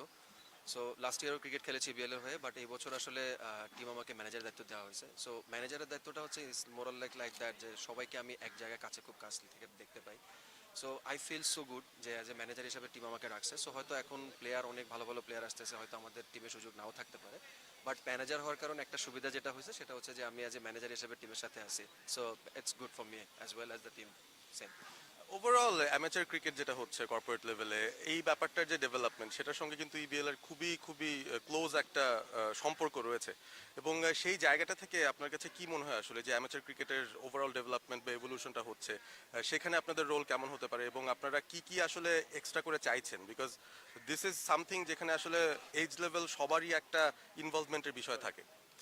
বেসিক্যালি আমাদের যেটা চাওয়া সেটা হচ্ছে আমরা অ্যামেচার খেলতেছি। সো অ্যামেচার ক্রিকেটে আসলে আমরা সবাই সবসময় চাই যে আসলে যারা পিওর অ্যামেচার, যা পিওর ব্যাংকার, এরা ক্রিকেট খেলুক। বাট এইটার পাশাপাশি আমরা এটাও চাই যে কিছু এই ক্রিকেটের জন্য কিছু এমপ্লয়মেন্ট সৃষ্টি হোক। ক্রিকেটাররা দেখা যায় যারা ন্যাশনাল টিম খেলে বা এজ লেভেল খেলে, এরা আসলে খুব বেশি একটা সুযোগ পায় না চাকরি করার ক্ষেত্রে।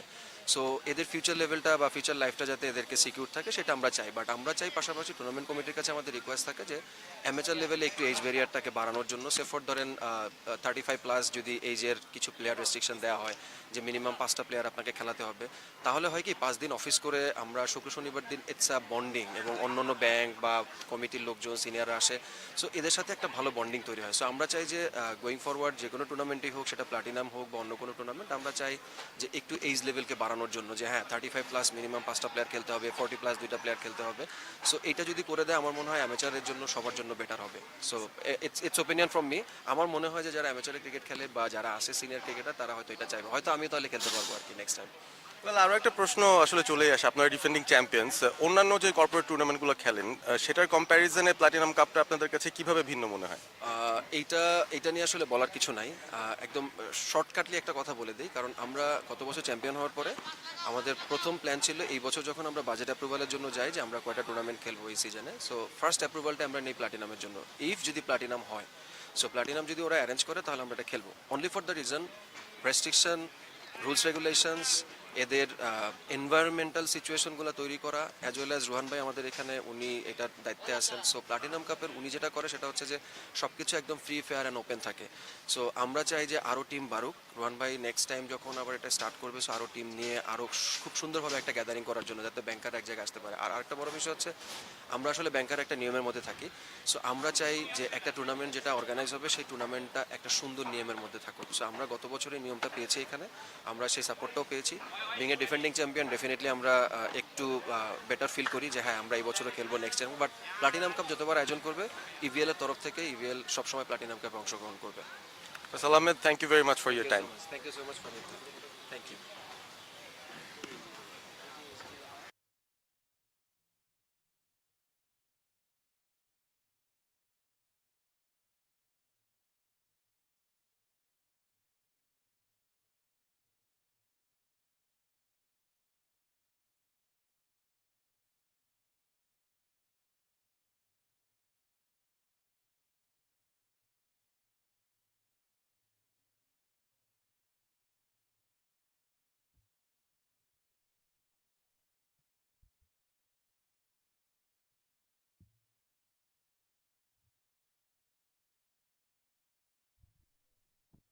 So the target for EBL to win this game and make it 2 out of 2 is 141.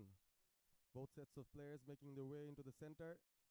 Citibank, they've posted a decent total, a competitive total, and EBL will have to chase that down, but it's a privilege to have amongst us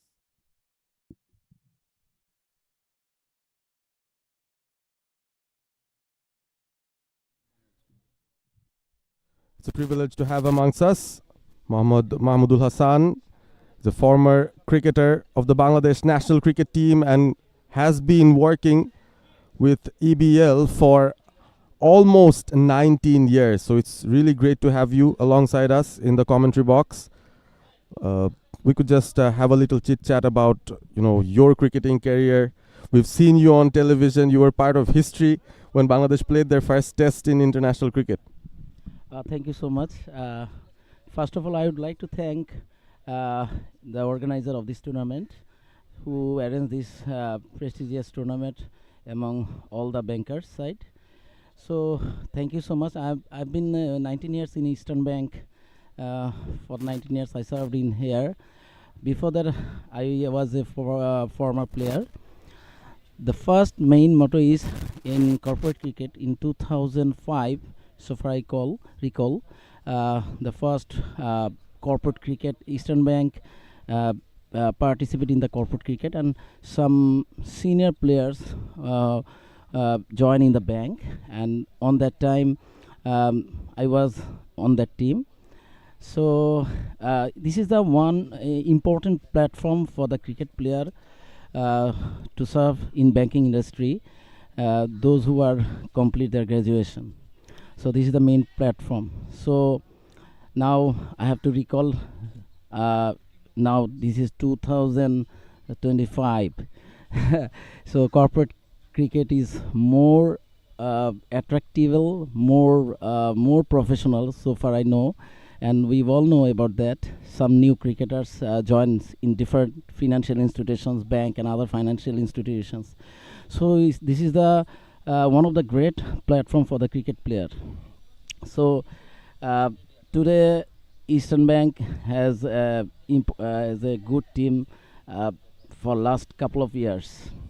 Citibank is one of the great team, MTBL, and some new banks came here to participate in this corporate tournament. Well, you've been part of EBL and you've seen the progress that EBL has made in the corporate cricket scene as well. Just wanted to ask you about. Oh, wait, let's look at that shot. Great shot.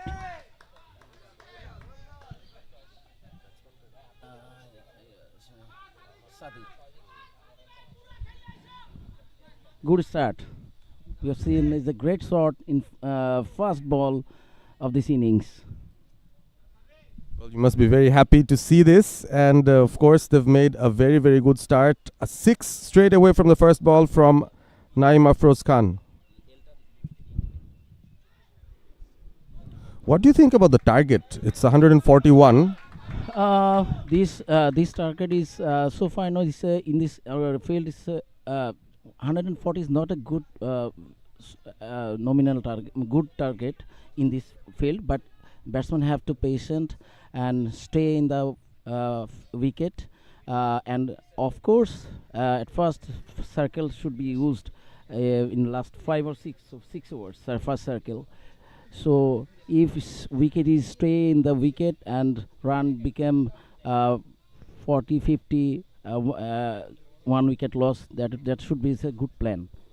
So I think batsmen should follow the score sheet and make according plan and play their own game. So that should be the main point of focus of this target. It's a new ring field setup. It's the power plays, so just 2 fielders out in the boundary. The rest are all within the circle. Sadi tried to pierce that cover region. Both the batters that are in here up front, I'm sure you have a very much personal relationship with all these cricketers, and you've had a talk with them. You inspired them a lot. Do you share some experience from your past days? Oh, as we say, the leg stump is uprooted. A good start followed by an early wicket as well. What did the batter do wrong over there? At first, previously I told this wicket is if you stay in this wicket and make plan accordingly, stay at patience. So score should you should use the circle after death over and middle over. So this if you this plan is not do properly, so it's become challenge for this tournament, because Citibank, Citibank is a very good side. They have also very good bowling side, batting side, so fielding side is very good. So if we play according to the plan, then result should come positively in our side. Well, you can't get too aggressive. I think that's the message that you're giving. It has to be sensible batting. The wicketkeeper batter, Sabit, comes on. He's been a very good wicketkeeper behind the stumps. We've seen him doing some great work there with the gloves, and he has been given the responsibility to come in at number 3. Yes, Sabit also experience also in this field because he is also a student of ULEV University, so he know about this field nature. So I think if he played according to the plan, uh, focus on his score and stay in wicket, then might be result should be challenging and both the side it's a win-win situation. So I think Sabit should stay and play according to the game in this innings. He's a good batsman as well. He's a top order opener and top order batsman. Let's see what Sabit can do over here.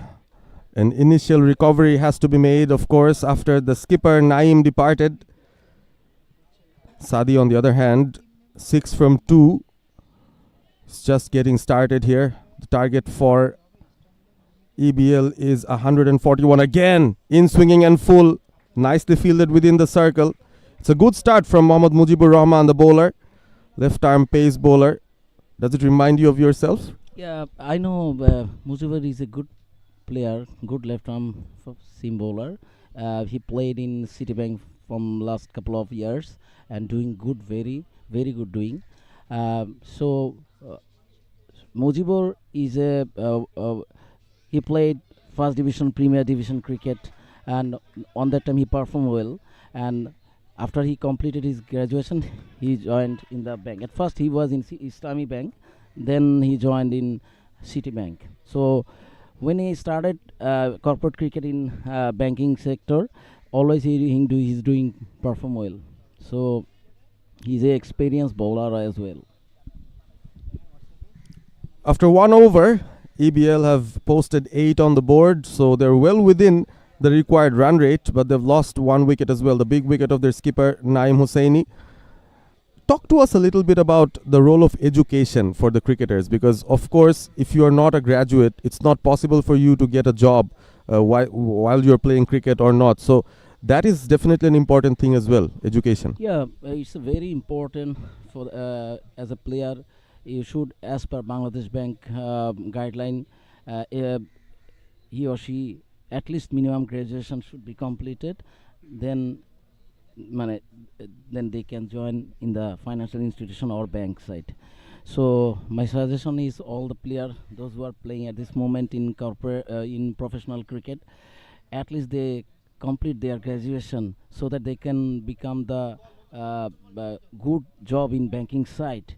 At the same time, their career will be more proudful and more futurable and good thing if a player complete graduation and there is a scope to join in banking side. So my advice to all the players, they should complete their graduation level and minimum 2.50 CGPA is minimum. 3 and above is good, more good. 2.50 is they complete the graduation. They have to scope and chance to serve in the banking sector. So they should complete their graduation level. And in terms of preparation for a particular tournament, when you set up a cricket team, basically do you also have to look at the other employees of the other banks as well? Because sometimes it happens that you might want to hire that particular person not only for his banking services but maybe also to join your cricket team. Yeah. So look, there is some players at first they join in the like EBL. Now they are playing in Citibank as like example Aman, Inzamam, Shobon. So they at first they join in the some of the bank, but after that when they perform, they have to scope to and more promotion they got the promotion and hired to the another bank. So that is the another opportunity for them to grow up their career in banking sector. We were sitting outside when we were talking about Noyon. Came out in the end, struck some good shots, but he's also a very good all-rounder. Another fast bowler for Citibank, but we've seen Sabit and Sadi trying to steady the ship at the moment. Compared to last week, I'm not sure if you watched the matches last week. This week, the wicket looks much better for batting, I think. Yeah, last week we have seen there's a little bit slow in the wicket and score is nominal. Uh, like Bragbank versus Citibank, Bragbank scored 124, and after that, another wicket gone. Savid is out. Um, so I told you this wicket, you have to patience and stay this wicket. Otherwise, if you stay, you will set more and more. Then you can score. Otherwise, if you charge to the bowler, a good bowler, you can't able to stay in this wicket. So this is the important thing for a team. So, which I told you, uh, I forget.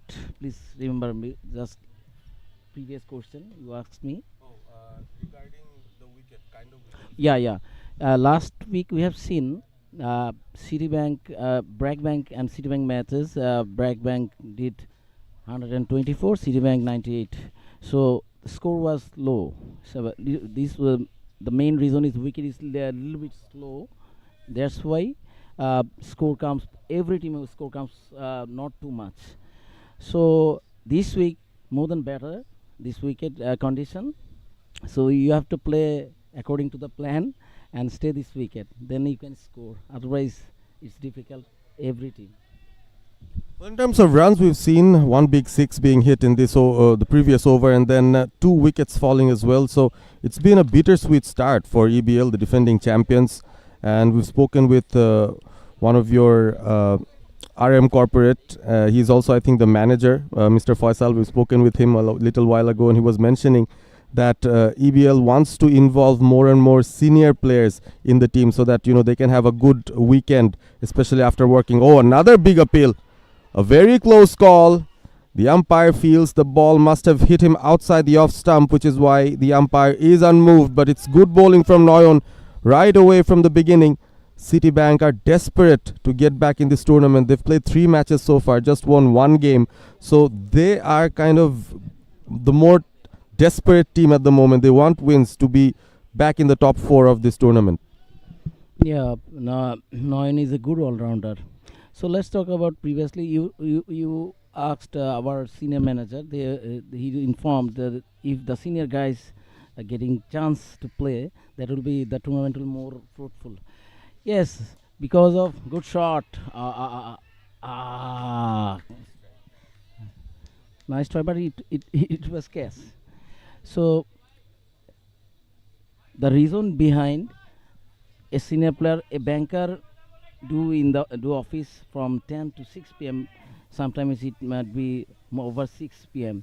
So it's difficult to practice on regular time. So if senior players, most of the senior players play in this tournament, so tournament will be more fruitful because of the young player who played, whose age is below 30 or 30 above. They just end their professional career and join in the bank. So I think if organizer think about the most next time they arrange the tournament, some senior players cricketers like 40 years and above, 35 years and above, 5 players should play 40 years and above. That should be good for the tournament because of bankers, those who played previously, many of new player, new experienced player, oldest player, those who are job in this banking sector, they have get the chance to play in this tournament. Otherwise, it's quite difficult. I'm surely.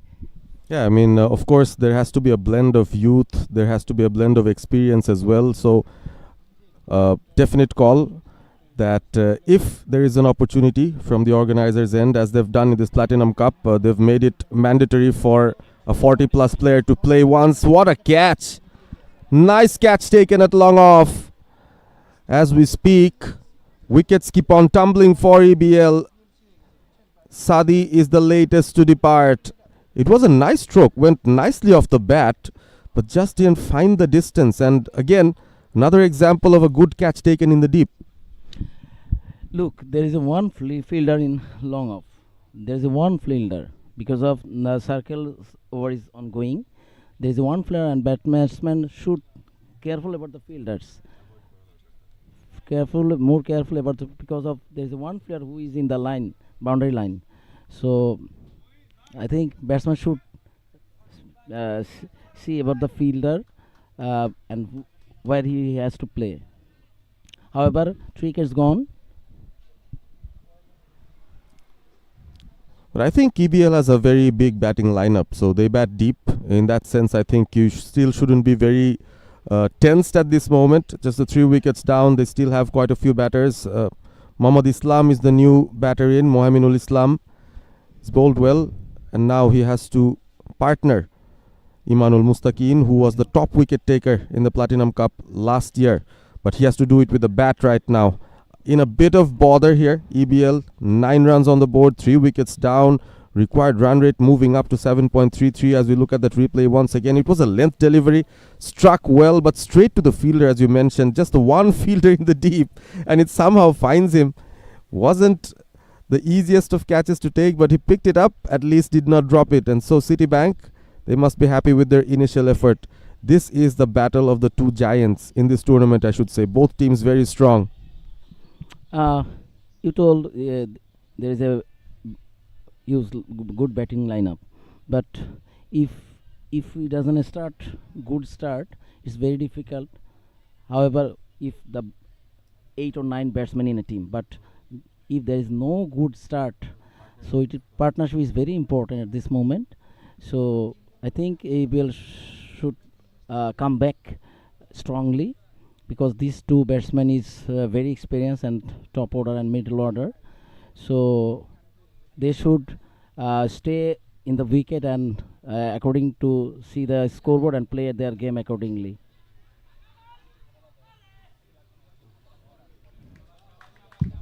It's taken a quick single taken by Imanul Mustaqin. Just the 10 runs on the board at the moment. Just the third over ongoing, but the 3 wickets down will put EBL in a spot of bother. They'd still need 131 more runs from 107 deliveries. So things are looking tougher, and it's getting hotter as well. It's almost the midday. The sun is just above your head. But it should favor the batters in a way, because the fielding side should feel the heat. Now I'm sharing you the corporate cricket history in banking sector. At first 2005, EBL launched a cricket team with some senior cricketer as like Shanaz Kabir Shubro, Anisul Hakim Khan Rabbani, Shafayat Hussain, Kiron. They are the professional player on that time, and myself as well. Then after that, Mutual Trust Cricket Bank, they launched a cricket team. Then Citibank, and now some more banks came in this tournament in corporate cricket. So it's journey about 20 years back. 20 years back. So now is corporate cricket is more popular in banking sector. Every bank has most of the bank has a team, and they are doing sourcing a new player, those who played professionally previously. Some new bank came as like NCC Bank. They newly came in corporate cricket.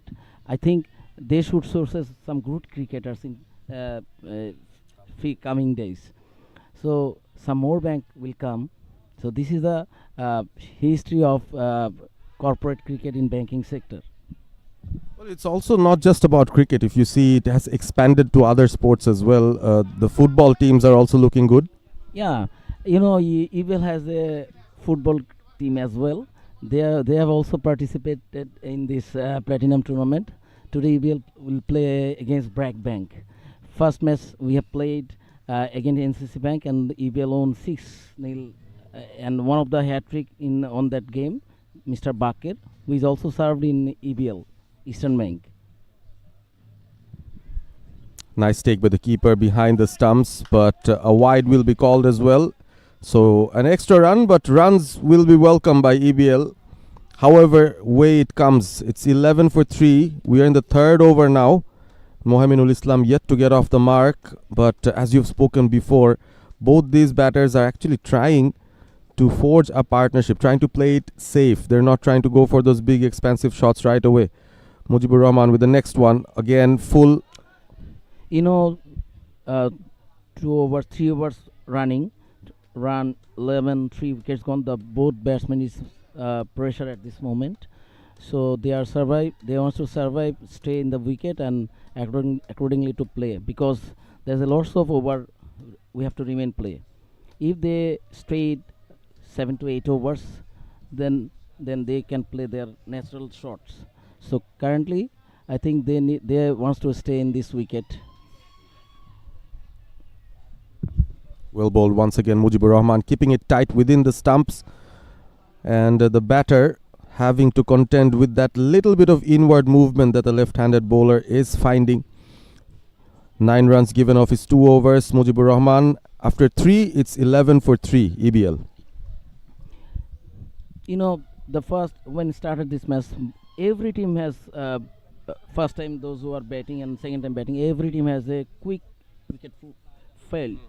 So we have watched every team has lost their wicket early. So they should proper think and play accordingly, because I think so this wicket is not this wicket is, if you stay, you become more setup in this wicket. We can just have a look at the batting card here. Naim Afroz, the captain himself, came up front but could not add to the scoreboard. Sadi hit that beautiful 6 but then was departed, and then Sabit, the wicketkeeper batter, coming in at number 3. He was out as well for just 1 from 4 deliveries. And the 2 batters right now at the crease, Imanul Mustaqin and Mohaminul Islam, trying to forge a partnership. Just the 2 runs partnership between these two. Still need 130 from 102 deliveries. Possible, but difficult as well. Yeah, possible but difficult as well. So they have to stay in the wicket, and as well as they should score in the scoreboard. They should score run.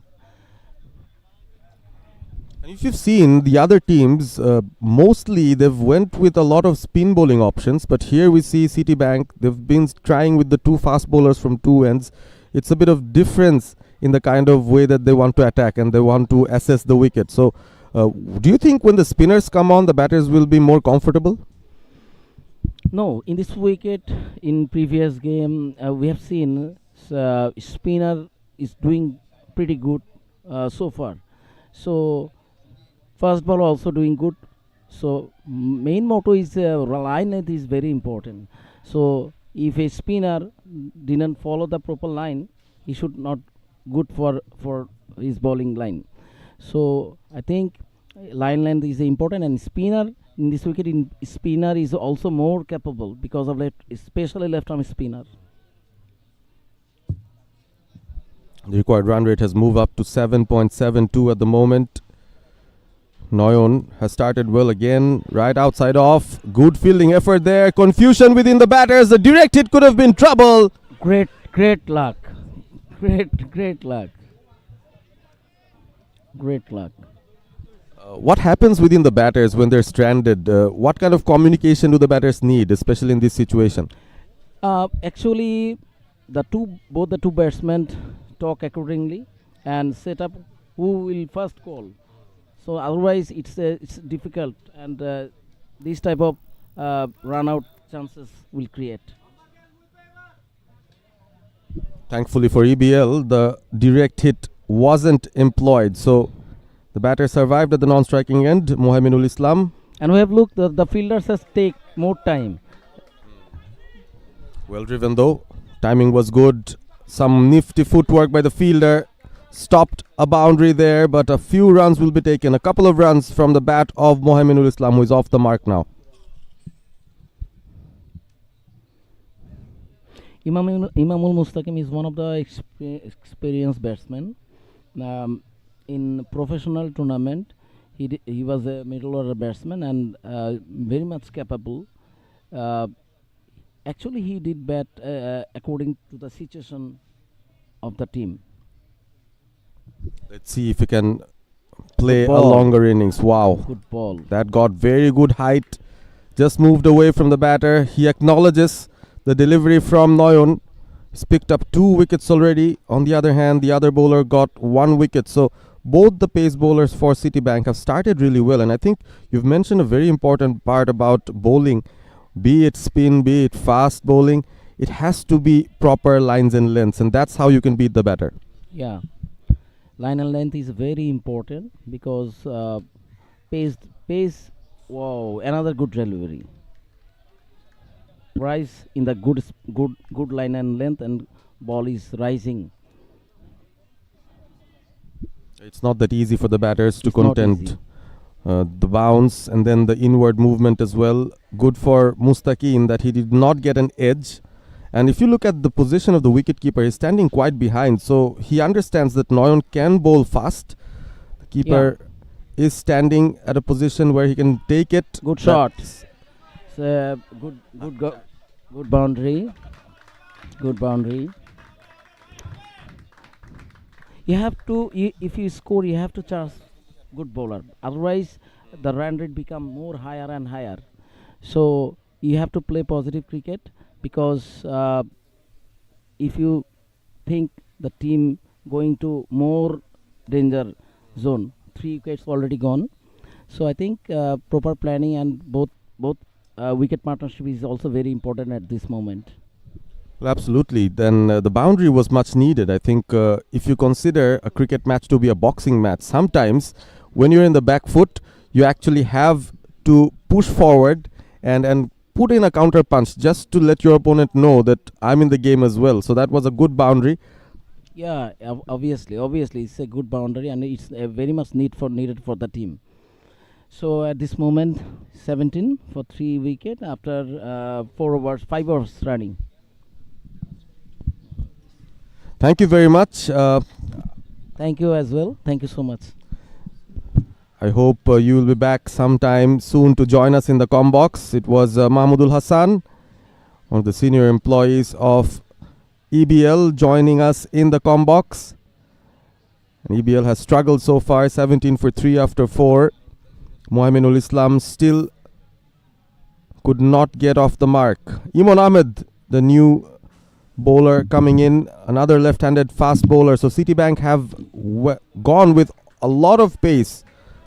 So far, the 5 overs that they've bowled, it's been pace all along. The first delivery picked up for a single. Mohaminul gets off the mark. 18 for 3. In terms of runs, not a lot of runs on the board, but after the 3 wickets gone, it's important for these two to stick around for quite a while now. As I have beside me a rejuvenated, fresh and ready to go Prantor Das Onoy. Why are you smiling? Not that much fresh, Ahmed bin Parvez. It is hot and humid out there. And while you are sweating, you won't be feeling that much fresh. But yes, it's a fresh start of this innings, definitely. But not that much high start for EBL, as I was mentioning in the first innings that they haven't scored that much big in their first match, only 60 odd runs. So it is very important how they would like to react in this match, and they have reacted not that much well. Another dot in this over. So yeah, reaction is needed. An important boundary from the previous over struck by Imanul Mustaqin. One of the few boundaries that EBL have found so far. They started with a flurry, it must be said. There was that huge 6 from Sadi straight down the ground, but that was it. And after that, it was all Citibank and the Citibank bowlers. What a bowling that by Imon Ahmed. Right on the money, way outside off, but dead Yorker length. That is needed to stop those flurry of runs, which is needed now for EBL. Couple of dots already. Imon Ahmed, we've seen him in the previous match, bowled with a lot of fire, and he is an accurate bowler. So can make use of the new ball, can come and bowl at the death as well. Useful player to have. Lofted high. No one was there. Couple of runs, I guess. Yes, a bit sloppy. Hopping for that ball to carry and throw. Good encouragement being provided there by the EBL dugout. They know every run is important, and as long as the batters stay in the crease, they will feel a bit more settled, and then maybe they can start to find those gaps as well. Wasn't the easiest of deliveries to score runs off, but a nice cover drive for a couple. The batter will feel good. Maintains a right channel. Imon Ahmed, that off stump, around that off stick. So another single, a very relaxed looking Citibank. Oh, it's another dot. Surprising for EBL's perspective, because they need to find those gaps for those singles and doubles. So a wry smile for by Imon Ahmed, so Maruf Ahmed in fact, in the field. Imon setting his field up for the last ball of the over. So far just the 3 runs from this. EBL on 20 for 3. Oh, it was a catch. Yes, it is.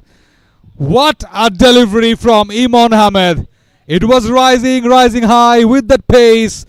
And Mohammad Imanul Mustaqin doesn't have that answer to capitalize that and just fall to the keeper. 4th one down for EBL in a dire state. It was an excellent delivery from Imon Ahmed. We've seen the faster bowlers get some movement, get some extra bounce, and that bounce was the undoing of Imanul Mustaqin. Russell caught nicely by Arifuzaman Akash, and Imon gets his first wicket. What a delivery there. Almost unplayable. Nothing much that the batter could have done. Imon will love that. If this is the kind of assistance that the pace bowlers can receive from this wicket, we're in for a treat here. Suddenly, a spinner's paradise last week has become a fast bowler's paradise this week. Here in the Platinum Cup 2025, big blockbuster to kick off the double header today on a very bright and sunny Friday noon.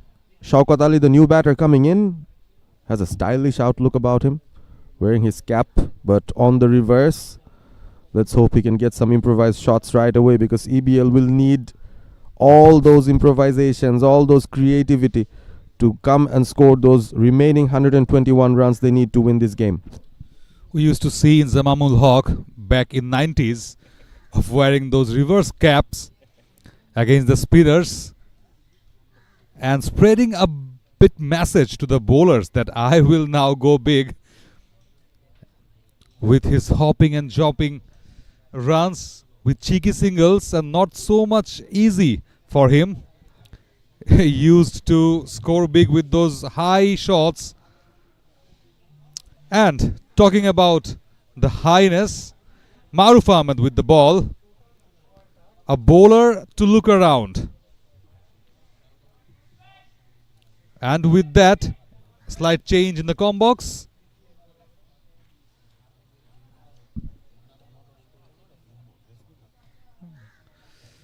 Rosal Ahmed will be joining in soon. Maruf comes in with that first ball for a dot to start. 20 for 4 EBL. A sleep is there for him. Lofted high. Oh, just a bit short of the fielder at point.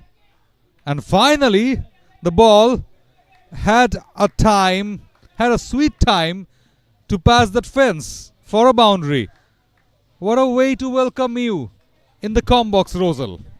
Excellent way, and I just sit in the commentary box with the blessing for EBL, because they are in a trouble. They're in under pressure. 4 wickets gone. This time from Maruf Ahmed. Good comeback.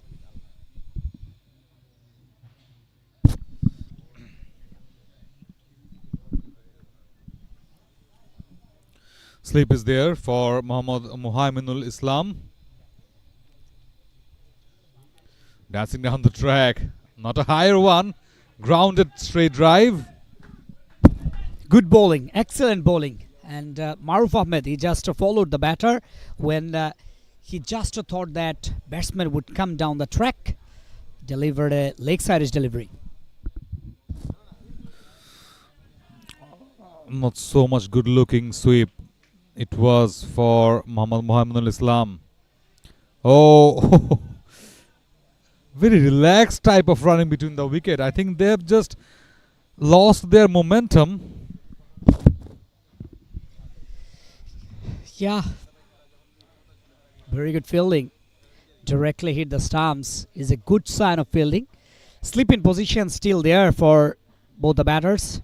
Shaukat Ali. Now he's on strike. The new batter. Oh, tried to drag the ball down the leg. Appeal there. Hits the thigh on that occasion. Dot ball to finish off the over. 6 gone. 25 for 4.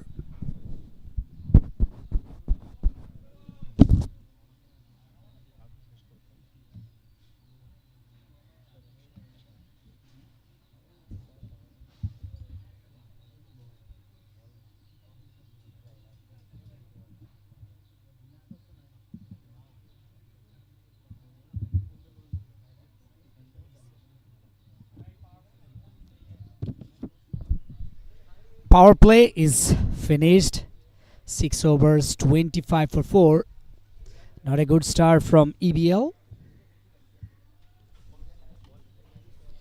Let's have a look at the bowling card. 2 wickets for SM Taufiqul Haq Noyon, 1 for each Mohammad Mujibur Rahman and Imon Ahmed. Imon Ahmed, excellent over. In his first over, produced 4 dot deliveries, just given away 3 runs, and also picked up 1 wicket. Taufiq Noyon, 2 overs, 9 dot deliveries and 7 runs. Went for 2 wickets. Imon Ahmed. As straight as possible, Imon Ahmed. No room offered by Imon. Well, that's the trajectory Imon Ahmed has been following. Not that much room, not that much width offered. And at that time, I guess both the batters facing a bit of confusion whether it will be played or not. Dancing down the track, shout of catch, just falls a bit short. So another dot. Looking to hit the ball into the straight, dead straight on that occasion, but extra bit of movement sent it away to the offside. Imon Ahmed continues from the same end for his team, looking to get another wicket. Oh, what a bouncy delivery from Imon. That is too uneven. My goodness. Hardly you can see this kind of bounce on the surface of ULEB cricket ground. I'm totally amazed to see that. Dot deliveries, 2 dot deliveries on the trot helps Citibank to gain the confidence once again. Oh, slower delivery, and the batter was nowhere nothing on that occasion, just looking to hit the ball straight even before the ball pitched. This is too lazy from the batter and too unstable in the crease. Yeah, it's a bit unstable zone for both the batters. 26 for 4 at this point of time, where they had to go big. They need to go big from here. 115 runs required in 80 deliveries. Already in the 7th over. EBL, as I mentioned, they chased just 63 odd runs in the first match. And after that, in this match, coming to chase 141, it won't be an easy one. It shouldn't be. You need to be very calculative. You need to be a very risk averse. A bit awkward bounce, but managed it very well for a single. Finally a single. 7 gone, 28 for 4 EBL.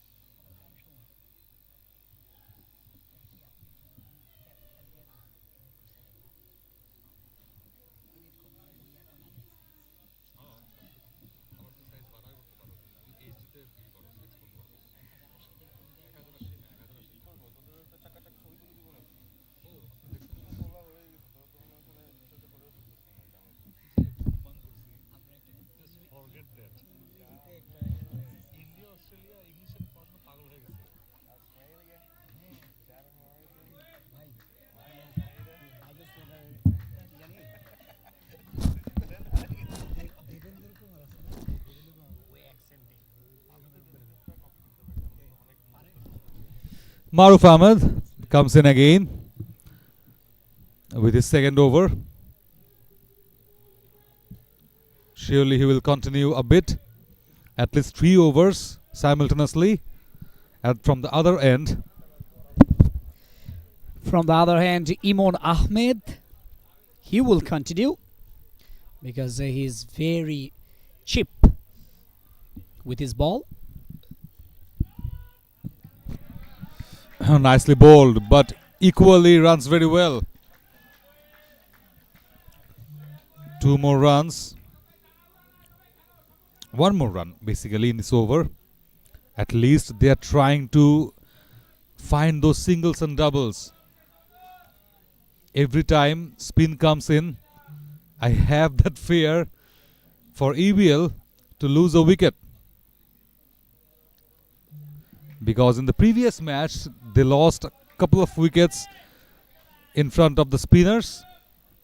Though the target wasn't that much big, but from there, they need to take the lesson, Rosal. Yeah, definitely. They chased 62 runs in their previous game against NCC Bank. All this time, down the leg. Not a good delivery. Missed by the wicketkeeper, missed by the batter, missed by the everyone. And races towards the boundary line. 4 wide for EBL, and EBL won't mind getting this kind of extra runs because they need to do a lot of work to win the game. Absolutely.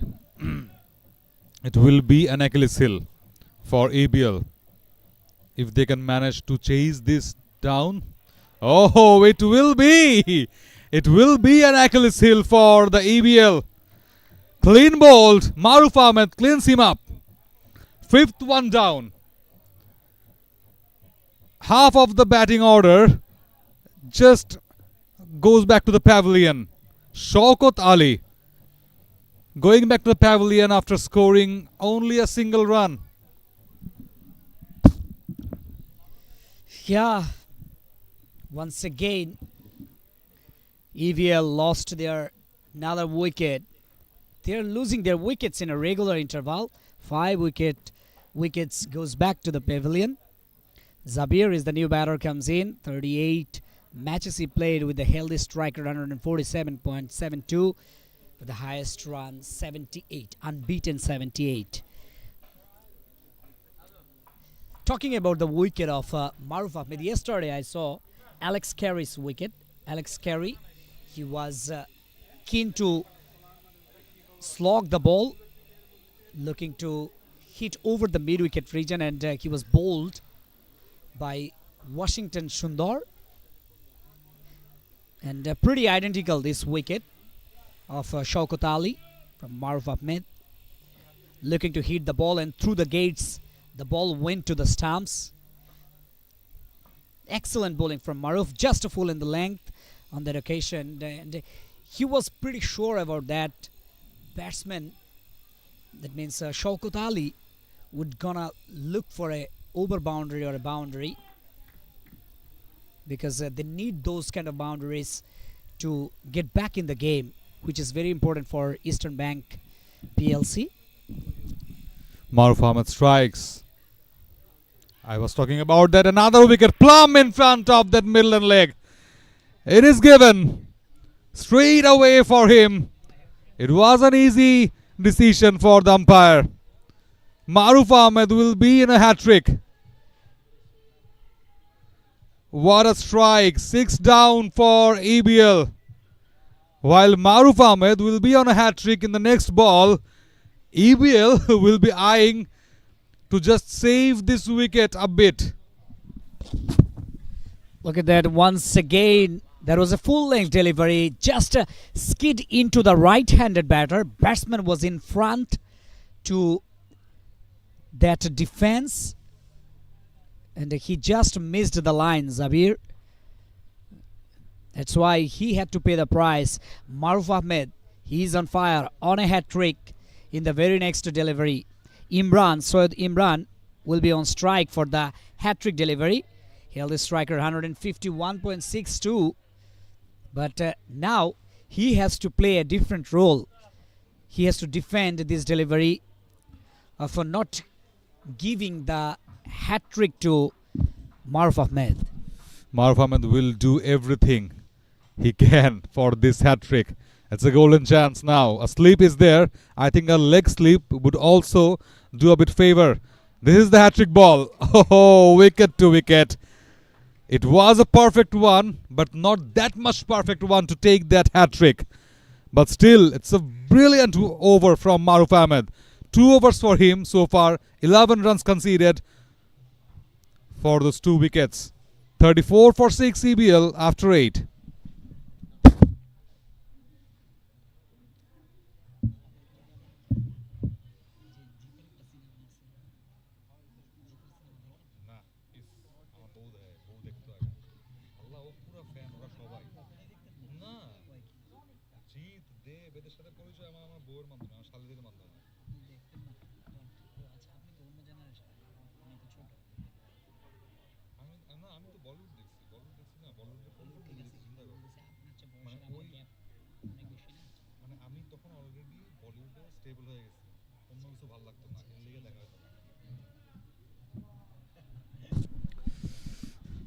Talking about our childhood, Rosal, we were talking about Bollywoods, we were talking about Tollywoods, definitely. But this is the corporate wood, I guess.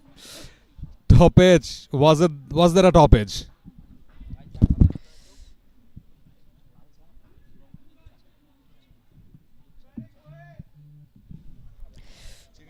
Dot delivery and dot delivery to start of the proceedings.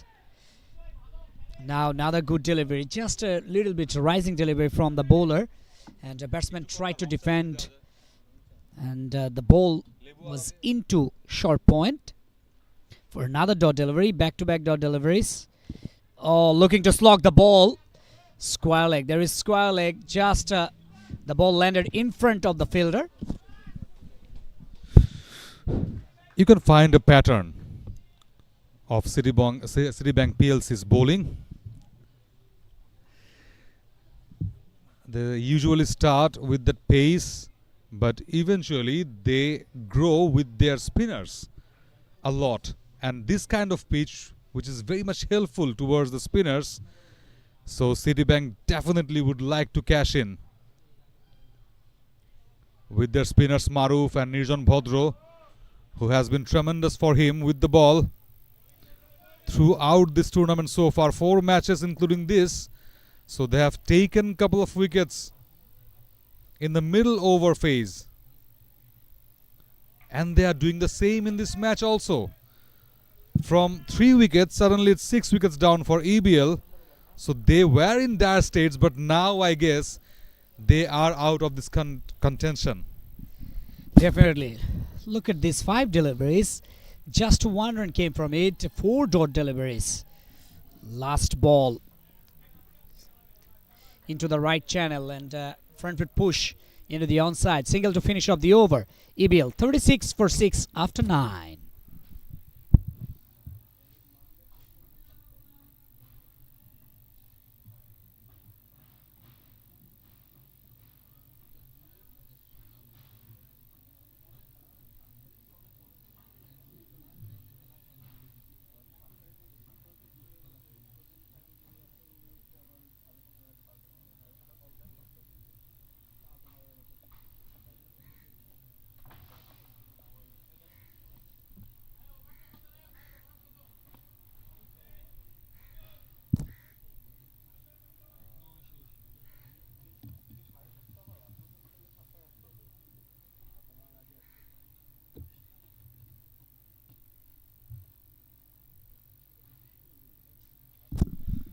So 9 down, it's 36 for 6. EBL facing the hit of Maruf Ahmed at this moment. The sun is shining and there's a hot and humid condition. So it's a perfect one for batting, but not in the second innings. The pitch seems to be a bit broken at this point, though it's a greenery above that surface. So a bit of quicker deliveries will work from here for Maruf Ahmed also. and is trying to speed up his arm with the target of 141. Still 104 runs required. Tough job to do for EBL. Maruf Ahmed once again just giving pressure onto the right-handed batter, and he's not giving any width and room for the batter to hit away for a boundary or over boundary, even for taking a single or doubles. Maruf Ahmed is very excellent in his way of bowling. This time Johir down there, short fine. He saved at least 3 runs. With that kind of Rakim Cornwell physique, when you see Zahid fielding those type of actions, that will definitely remind you about the efforts that one can give. And again, I guess a bit of hopping for him through that boundary line to get that ball back to the keeper. Yes, finally with the assistance of his friend, definitely. But look at the dedication. You must Yeah, respect. absolutely. Respect the dedication of playing cricket, and still he's Playing with cricket in his this passion. heat, definitely in this heat, on a weekend where you could easily sleep, you could easily relax, definitely. Right. Now Maruf Ahmed again bowling to the leg of a right-handed batter and forcing the batter to defend another delivery. And not only playing, he performed very well in the previous match. Another spin option for his team. Quite a This is the brilliant second ball. time. Yes, absolutely. This is the second time Maruf Ahmed bowled a wide and that went away to the boundary line. So 4 wide once again giving to the batting side. It's gift for EBL. So much agile dressing room or dugout of EBL, I must say. They know it very clear that from this moment or this point, they can't get even past that 141 target, but still they are shouting, they're cheering their team. Nicely played, slog sweep, and sweeps it fine for a boundary. After so long, finally a boundary scored. Half the way, it's 49 for 6 for EBL.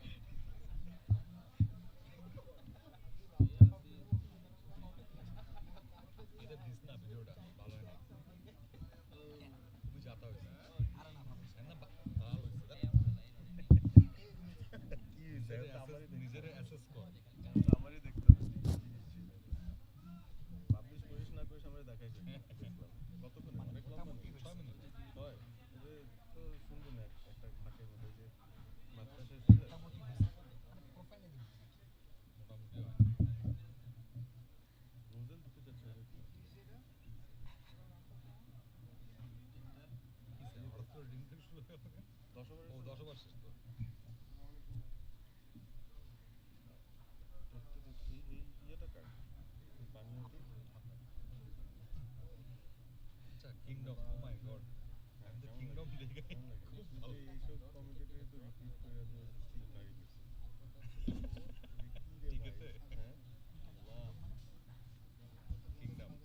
Kingdom.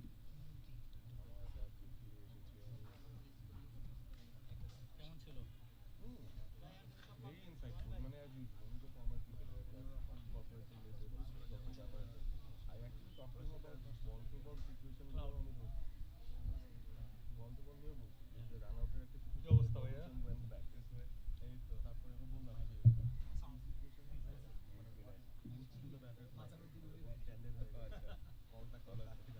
ভাইয়া আমি আর ওর পেছিলাম ট্রিবিউনে।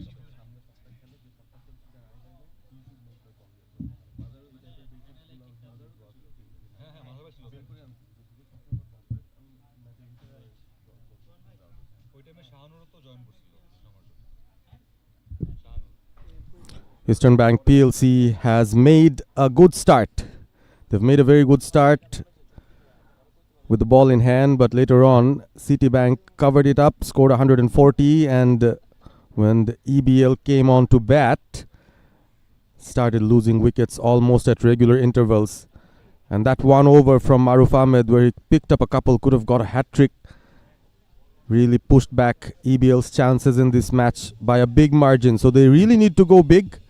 Target of 141, which means they still need to score over 90 runs in this game to win this match and make it 2 out of 2 at the Platinum Cup 2025.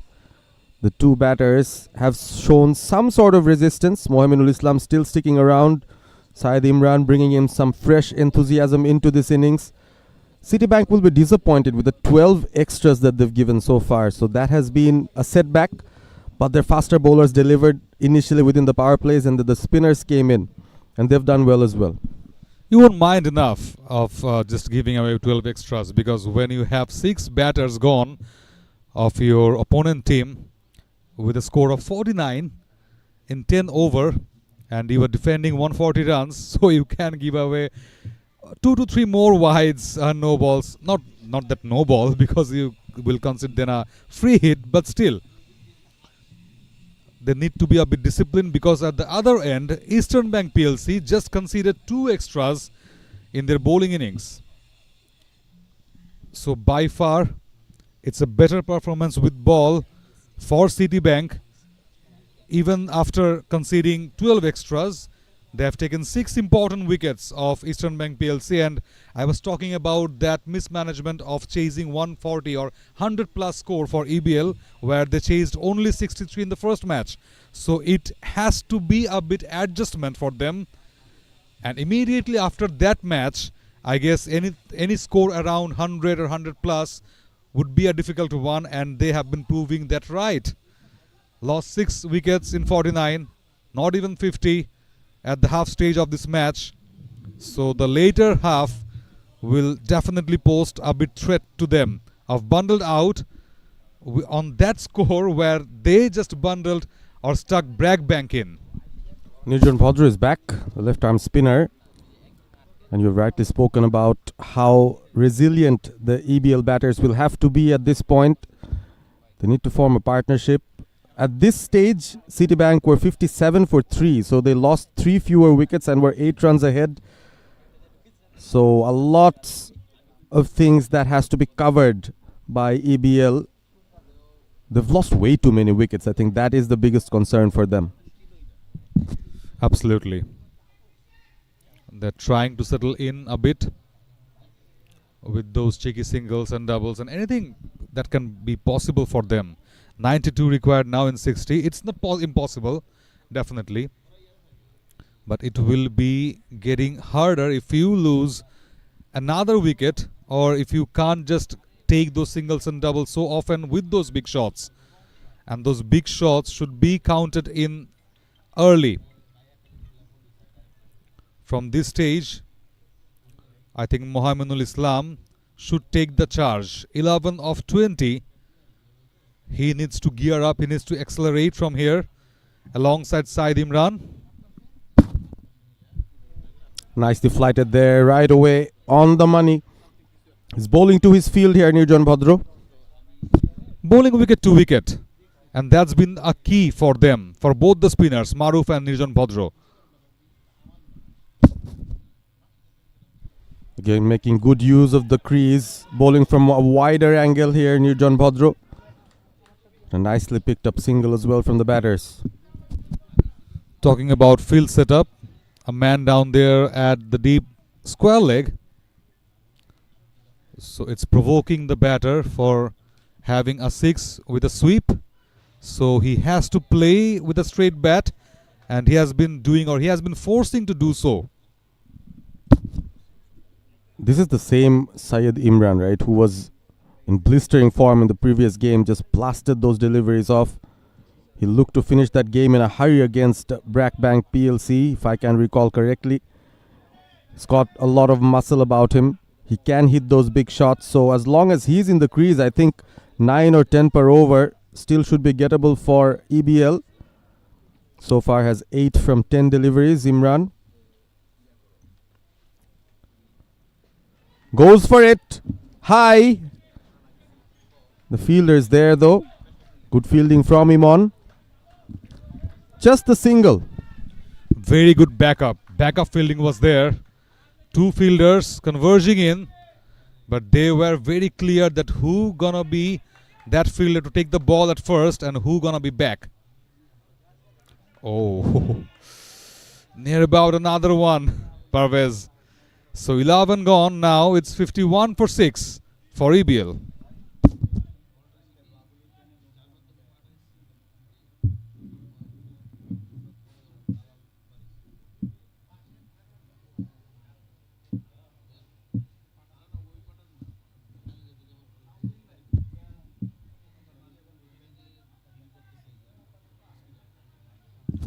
Required run rate jumps in to 10. 10 per over from here. Seems to be a bit tough for EBL at this moment. 6 down. All the prominent batters have gone back to the pavilion. With the tight field setup, with the tight bowling, Citibank PLC just continues in their sorcery. And they need to win this match. So far 3 matches for them. Only a win. 2 heavy defeats. So they need to win big here.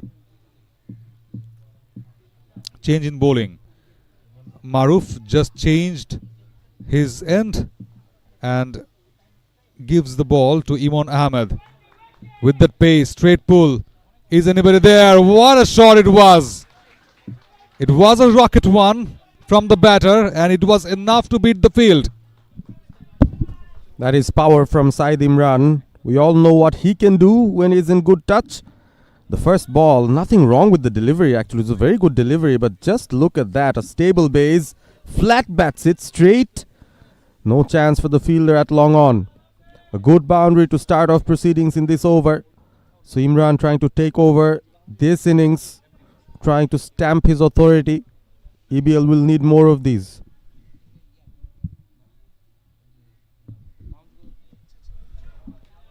Good bounce, good recovery from Imon, but still good job by the batter as well. A single taken. Undoubtedly. So 5 runs from the first 2 deliveries will definitely boost their confidence up. But they need to score those boundaries and over boundaries a few often from here to get at least closer to the target. Slightly down the leg, acrobatic jump from the keeper, saves maybe a few runs for his team. 1 run picked up nonetheless. Have to look at the signal from the umpire. Looks like it came off the bat or the gloves. Brilliant keeping from behind the stumps. Jumps very well the keeper. We have seen a bit of gloves work from the keepers of both the teams. Again hits it straight. Could have been a very difficult cotton bowled situation there for Imon. Just moved away from it. Did not want to risk an injury it seems. Imran gets another single. Just a break of the spinners, I guess. I think Maruf Ahmed has just kept an over of him for the later phase, but I just can't get it because you would like to bowl this out. Goes high. It's just high and will fall into the hands of one of the fielders there. Slightly confusion between the 2 fielders as to who would call for that catch, but in the end, well taken. The change in bowling works, Prantor. Yes, eventually. I was talking about that, and Mohammad Mohinul Islam goes back to the pavilion after scoring only 13 runs. And that was a funny incident in between. That's the shot. He was nowhere there to hit that ball big, and look at that. Confusion, confusion, and confusion. I think he I think both of them had a funny words in between them that why you were coming. I was calling that, and I was underneath the ball, and finally no mishaps happened. So 7th one down now. Not a lucky 7 for the EBL. They are losing their way, or I should say they have lost their way. Afsarul Afrag comes in. Strike rate of 192. They'll need some of those. I think he can hit those big blows, but he's coming a tad too early here. Just the 12th over with so much to score. The required run rate above 10 at the moment. 83 needed of 49. Imon Ahmed straight away comes in, picks up another wicket. 7 runs came from the over. What if the batters could have played it safe enough? They already had a boundary from the first ball, could have taken 5 singles and could have made it 9 from the over, but instead goes for the big one. The new batter comes in straight away, full length delivery onto his pads. Dug out nicely, but this is another good over for Citibank in the context. They've picked up another one after 12, EBL 58 for 7.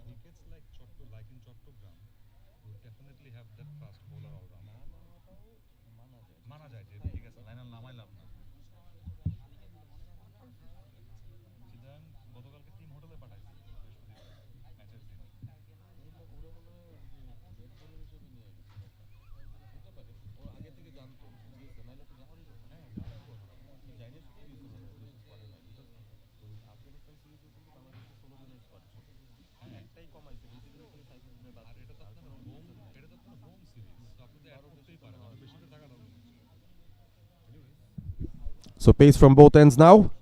Citibank going for the kill. They've got quite a few good fast bowlers in. Imon picking up a wicket in his previous over. Tried to smash that out of the park. No connection between ball and bat there from Said Imran. 15 of 15. All hopes lie on him, on his MRF bat. EBL struggling at the moment. Mujibur Rahman is back. He bowled well in the power plays.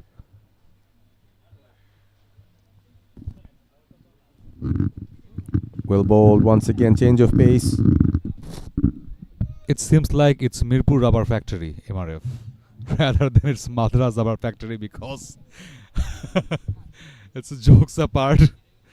You were talking about that all hopes stand in with Said Imran. Yes, but that's a very long distance hope for them. That's a good shot. At the time I was talking about that, it was a rambling one from Said Imran. Look at that answer. It was short, it was coming into his body, and he played it brilliantly. What did you just say? Mirpur Rubber Mirpur Factory? Rubber Factory. He targeted that Mirpur zone. Yeah, if that produces this kind of sixes, I mean, he won't mind. That's a beautiful strike. A brutal strike from Imran. We all know about his power. We've mentioned about him being the only hope that EBL have at the moment. He has created an opportunity now. And the bowler will actually have to rethink his strategy. 3 more balls remain. 6 of the over already from the first 3. Imran on 21 of 17. He will go big once again. Again, that big wind up, that big flow of the bat. This time it was a good delivery. A Yorker which was dug out for a single.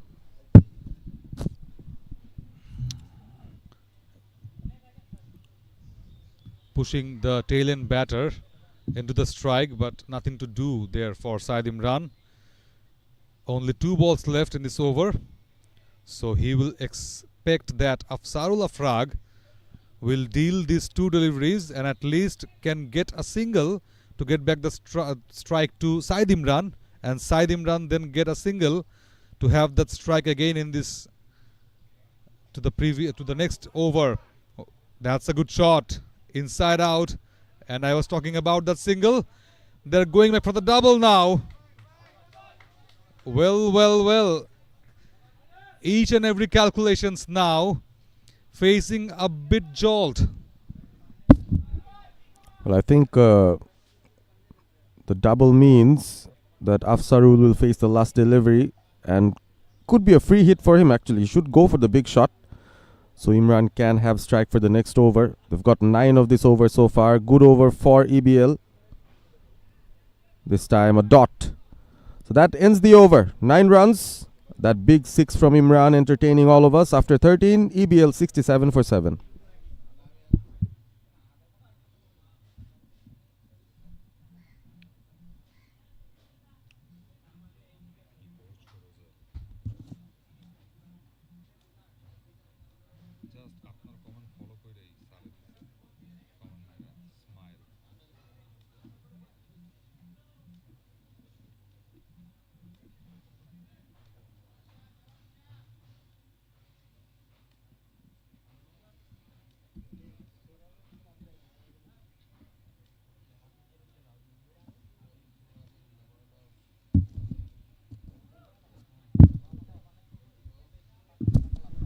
Bright and sunny day here at ULAB campus, and we are here for the Platinum Cup 2025 Bankers Sports Festival, arranged by Leo Entertainment Sport and Fusion Sports. It could have been a nail-biting contest between EBL and Citibank PLC, but eventually, after having lost 7 wickets in the trot and just not scored more than 80 or 90 runs, so it means that Citibank PLC does have that control over EBL at this moment. Imran is back. Again hit straight. Said Imran likes that area. He will just get a single. In the context of the game, I think a good start for Citibank to have Afsarul back on strike. Said Imran, 23 runs from 19 deliveries. And at the other end, Afsarul Afrag, he needs to support Said Imran in every over. Clears his front foot but couldn't just hold that pull shot very well. A dot. Dot balls will cost EBL at the moment. Required run rate 10.95. Afsarul, we've seen him go for those big shots, but ultimately, if he cannot connect, at least get a single. That should be the call of the day. Again, play and a miss, or has he got that edge? He's got it. An easy take for the keeper in the end. Wicket number 8 for EBL. Struggling at the moment. The single of the first ball of this over, I think, wasn't the best of ideas from Imran, who stranded on the other end, losing partners right and left. Arifuzzaman picks up another neat catch behind the wicket, and Imon picks up his third. Afsarul departs. 68 for 8. Struggling big time here, EBL. The struggle continues for EBL. Losing 8 wickets. That's a brilliant delivery just outside of that corridor of uncertainty.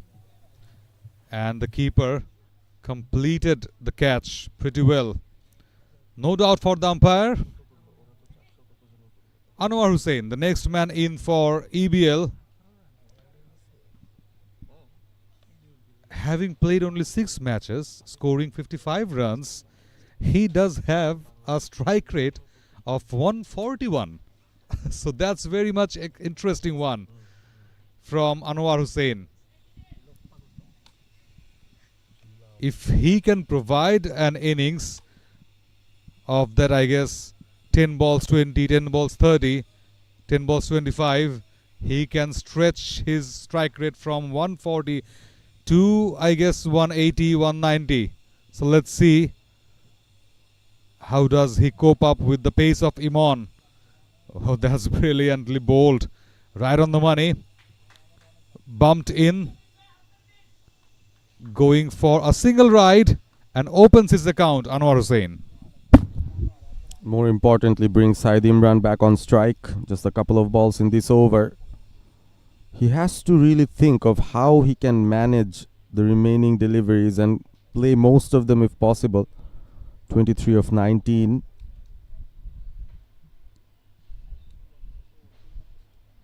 Full. Well bowled once again in that channel. Did not bounce as Imran expected. Went for that big hoik over long on. Swinging in the air. No connection between ball and bat.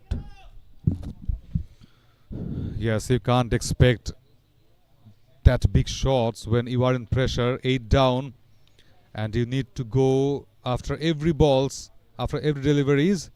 So this sort of thing will happen.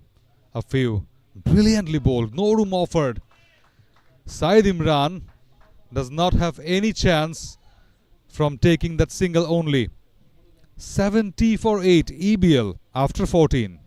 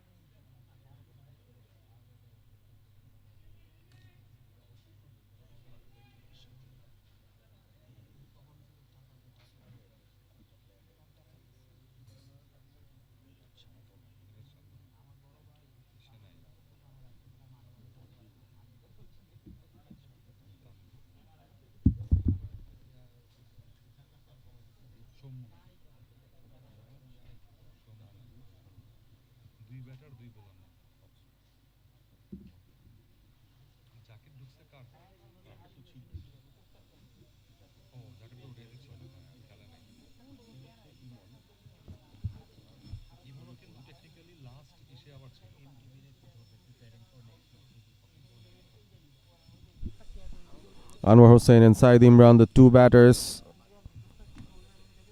trying to navigate their way through this run chase. 141. So they've just come halfway in terms of the runs. 70 for 8. Steen leads 71 runs from 36. And there you have a look at the MTB side. Fresh after their win in the first match. They will be in for the second match of this doubleheader here at the ULAB Cricket Ground. This is the Platinum Cup 2025. Organized by Liu Entertainment, Sports Management and Fusion Sports. And at the other end, the NCC men's are back in this ground where they did not have that much exciting or happy time in their first match. Brilliantly bowled Nirjan Bhadra. Have that flight and right in front of that off stick of not providing any space to Anwar Hussain. Imran still giving strike to Anwar. Doesn't mind those dots. Another one nicely done. Nirjan Bhadra into his third over. 5 runs conceded. In T20 matches, sometimes you don't need to pick wickets. Just put on the dot ball pressure. The batters will make some forced errors. Again, another defensive shot. I think Anwar Hussain has been instructed by Imran to just stick around. And play it full. Play the full 20 overs from here. I guess that's the magic. And yes, it was there. Straight as an arrow. It was quicker. Much higher. But Anwar does not have any answer of that quicker arm delivery from Nirjan Bhadra. Just got stuck in front of the wicket. And that wish to play the full 20 overs quota just got an end. 9 down now for EBL. Anwar Hussain going back to the pavilion after scoring only a single. I'll have to again question the strategy from Saeed Imran, the set batter. Again taking a single from the first delivery of the over, exposing the late order batter for quite a few deliveries against one of the best spinners of the opposition. Saiful Islam Ripon was a live wire in the field, picked up quite a few very nice catches, but here has to do the job for EBL. Just look at that. Pretty adjacent. An easy decision for the umpire in the end. From the non-striker's end, I just had a look at Imran, who was asking Anwar, why didn't you just get behind the line and defend it? But I think he's angry on himself as well, standing at the non-striker's end, seeing all these things happen. The last batter, tentative, Saiful Islam, at least defends that well, but just the one run and 14 per over needed from here on for EBL. It's all up to Syed Imran. And let's see if he can really get close to the target here. As we have a change in the comm box. Rosel Ahmed is joining us here. Rosel, almost an impossible task for EBL. Yeah, definitely. Because 70 runs in 30 deliveries it's gettable in T20 cricket, it's shorter version of cricket, if you have wickets in hand. But right at the moment, they have just one wicket in hand, and already tailenders are exposed from Eastern Bank PLC. So it's almost impossible to win the game. Since though Syed Imran there, still there is hope if he can hit all along the ground, and Saiful Islam Ripon, if he just assistant him.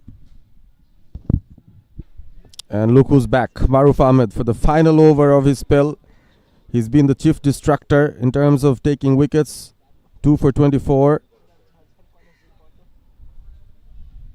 A defensive shot once again. I'm not sure what Syed Imran is planning to do. Even if he plays out this over, there's just too many runs for you to score. So either he goes big, or maybe he thinks about decreasing the number of runs in this defeat, which seems almost inevitable for EBL at the moment.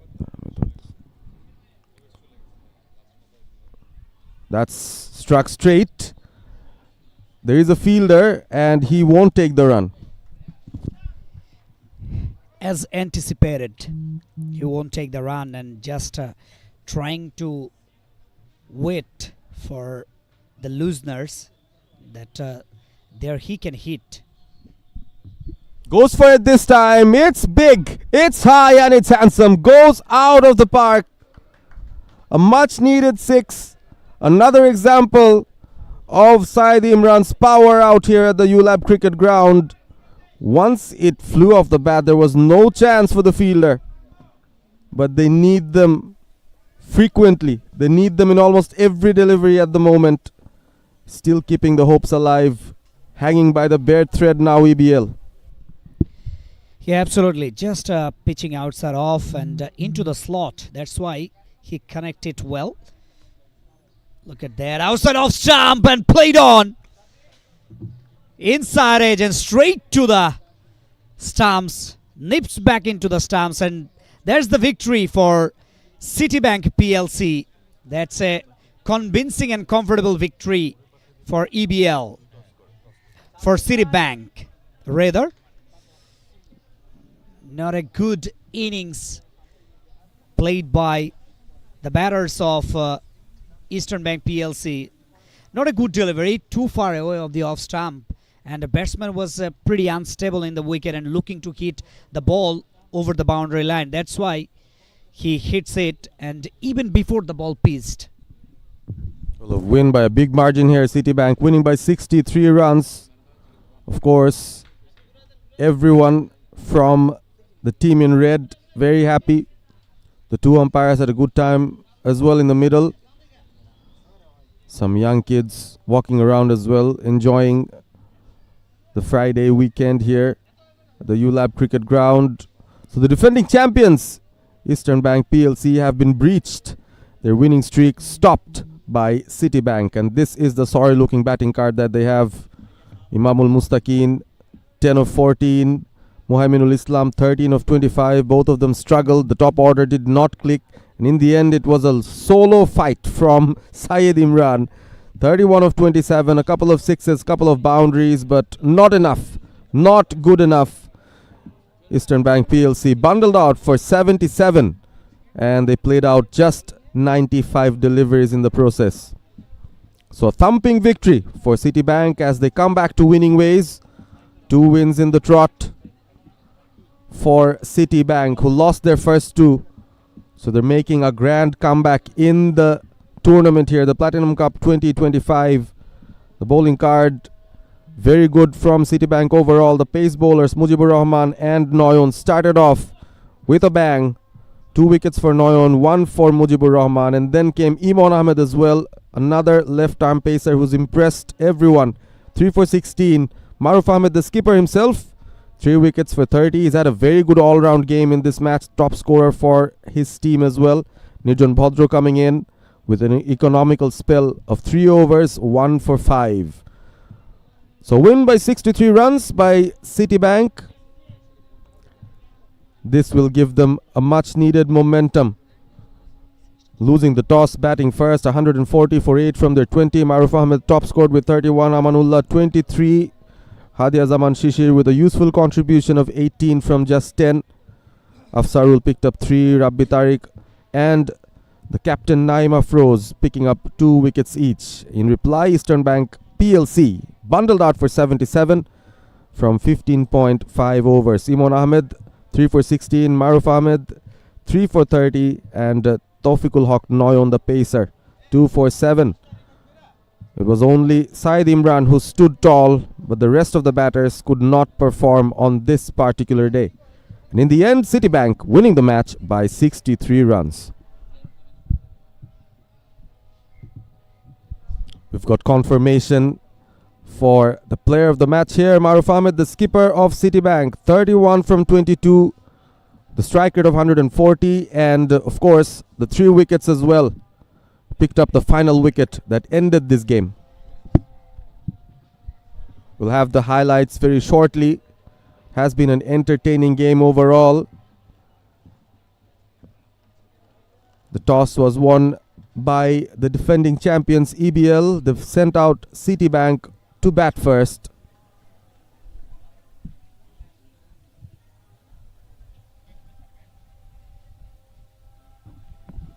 Right from the get-go, EBL picked up a few early wickets as well. They were ecstatic. Citibank gradually building up a few little partnerships going on at a decent pace.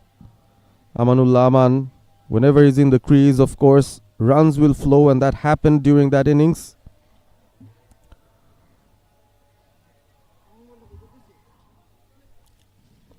Skipper Naeem did a good job. That was a shot that looked like it would go all the way, but a nice catch taken in the deep. That was the end of Aman.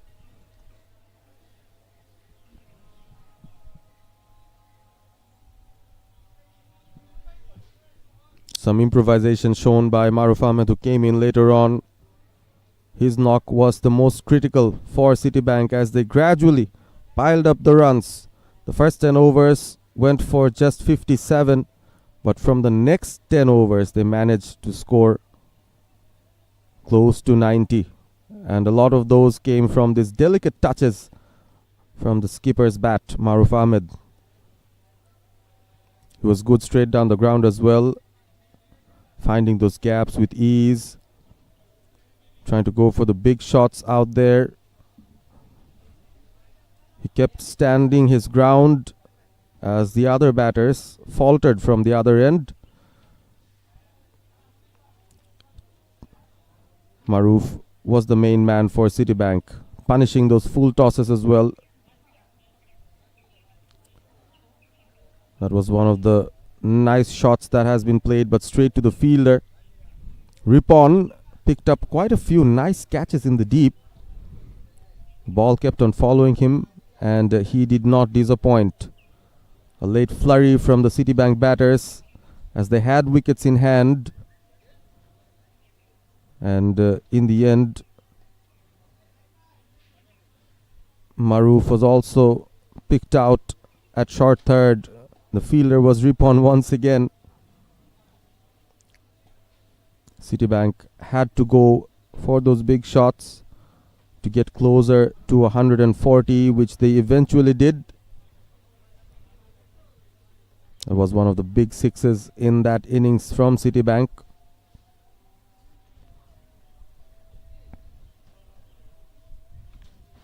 Some shots through the cover, some vacant regions there, and the EBL run chase started off with a 6 from Sadi, but that was one of the few highlights of the EBL innings, after which wickets started to fall, and that was the beginning of the end. An easy catch. Some strokes over the top through the covers, misjudged by the fielder in the deep. Nicely taken catch in the deep as well. Citibank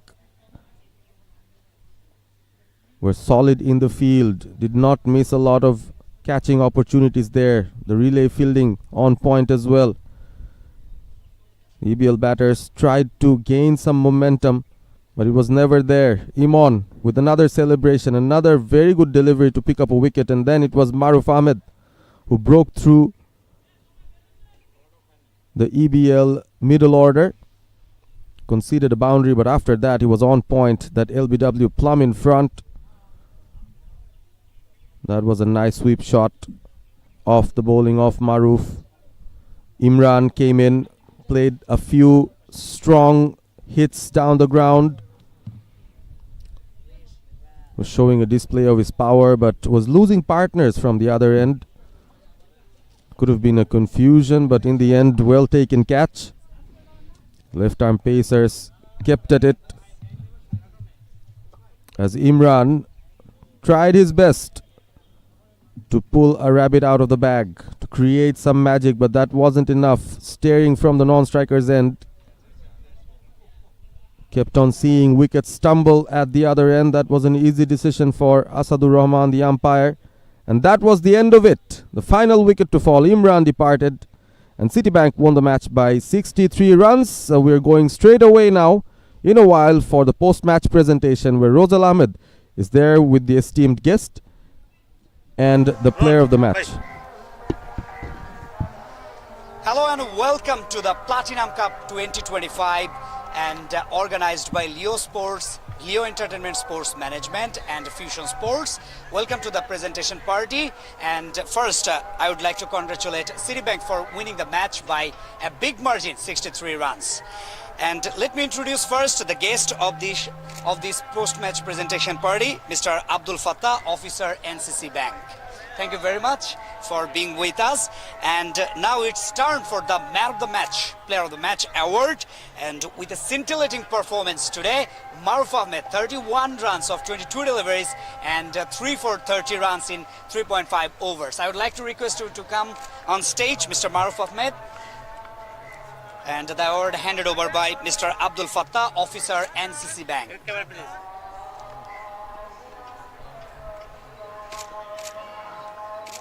Maruf, I would like you to stay on the stage having words with me. Maruf, আজকে উইকেটটা আসলে কেমন ছিল? Wicket was far better than the previous week. সবার কাছে আসলে এই উইকেটটা it's a kind of a wicket, যেখানে আসলে আপনি এসেই আসলে মানে প্রথম 6-7 বল খেলেই পরের বল থেকে মারতে পারেন। Have to set here, then you can smash.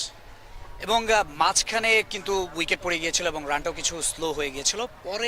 পরবর্তীতে কিন্তু তৌফিকুল হক নয়ন একটা বেটার নক খেললেন এবং শিশুরও একটা ভালো নক খেললেন, তারপরে কিন্তু একটা ভালো টোটাল বোর্ডে সংগ্রহ করেছিলেন। সো কি মনে হচ্ছিল যে এই রানটা আসলে ডিফেন্ড করতে পারবেন কিনা? না, ডেফিনেটলি আমরা যখন এখানে উইকেটে ছিলাম তখন আমাদের একটা জিনিস মনে হচ্ছিল যে anything above 130 can be defendable. So সবাই আমরা ওভাবেই চিন্তা করেছি, and hats off to Shishir and Nayan for their beautiful finish, because শেষ ওভারের যে 6-4 হয়েছে ওটার জন্য আসলে, কারণ যখন রানটা 140 হয়ে গেছে তখন স্বাভাবিকভাবেই হচ্ছে গিয়ে আমার কাছে মনে হচ্ছে যে ওরা একটু ব্যাকফুটে থাকবে, বিকজ 7 ওভার মানে 7 করে আসলে রান, এটা যদি আমরা খুব বাজে বল না করি দেন we got some early wickets, যেটার জন্য আসলে হচ্ছে গিয়ে এত বিগ মার্জিন আমরা জিতে পেরেছি। এবং ম্যান অফ দ্য ম্যাচ হয়েছেন আপনি অন্যান্য জায়গাতেও ম্যান অফ দ্য ম্যাচ হয়ে থাকেন, সো স্পেশাল কোনো ফিলিং আছে কিনা আজকে? না, ডেফিনেটলি আসলে আজকে এখানে যদি আজকে সকালবেলা আমরা টিম মিটিংয়ে বলতেছিলাম যে মানে উইফ we somehow got lost in this game, then মানে হয়তো এরকমও হতে পারে যে হচ্ছে গিয়ে এনসিসি হয়তো চতুর্থ নম্বরে চলে আসতে পারে। সো সবাই সবার বেস্ট এফোর্টটা দেই, because we have a game, another game right now at 1:30 ইন পুবেরগাঁও। সো সবাই দোয়া করবেন, আমরা চেষ্টা করতেছি কামব্যাক করার, অ্যান্ড উই ডিড ইট ইনশাল্লাহ। Thank you very much, Maruf, and best of luck for the rest of the matches of this tournament. Thank you so much. That's all from the post-match presentation party of the Platinum Cup 2025, organized by Leo Entertainment Sports Management and Fusion Sports.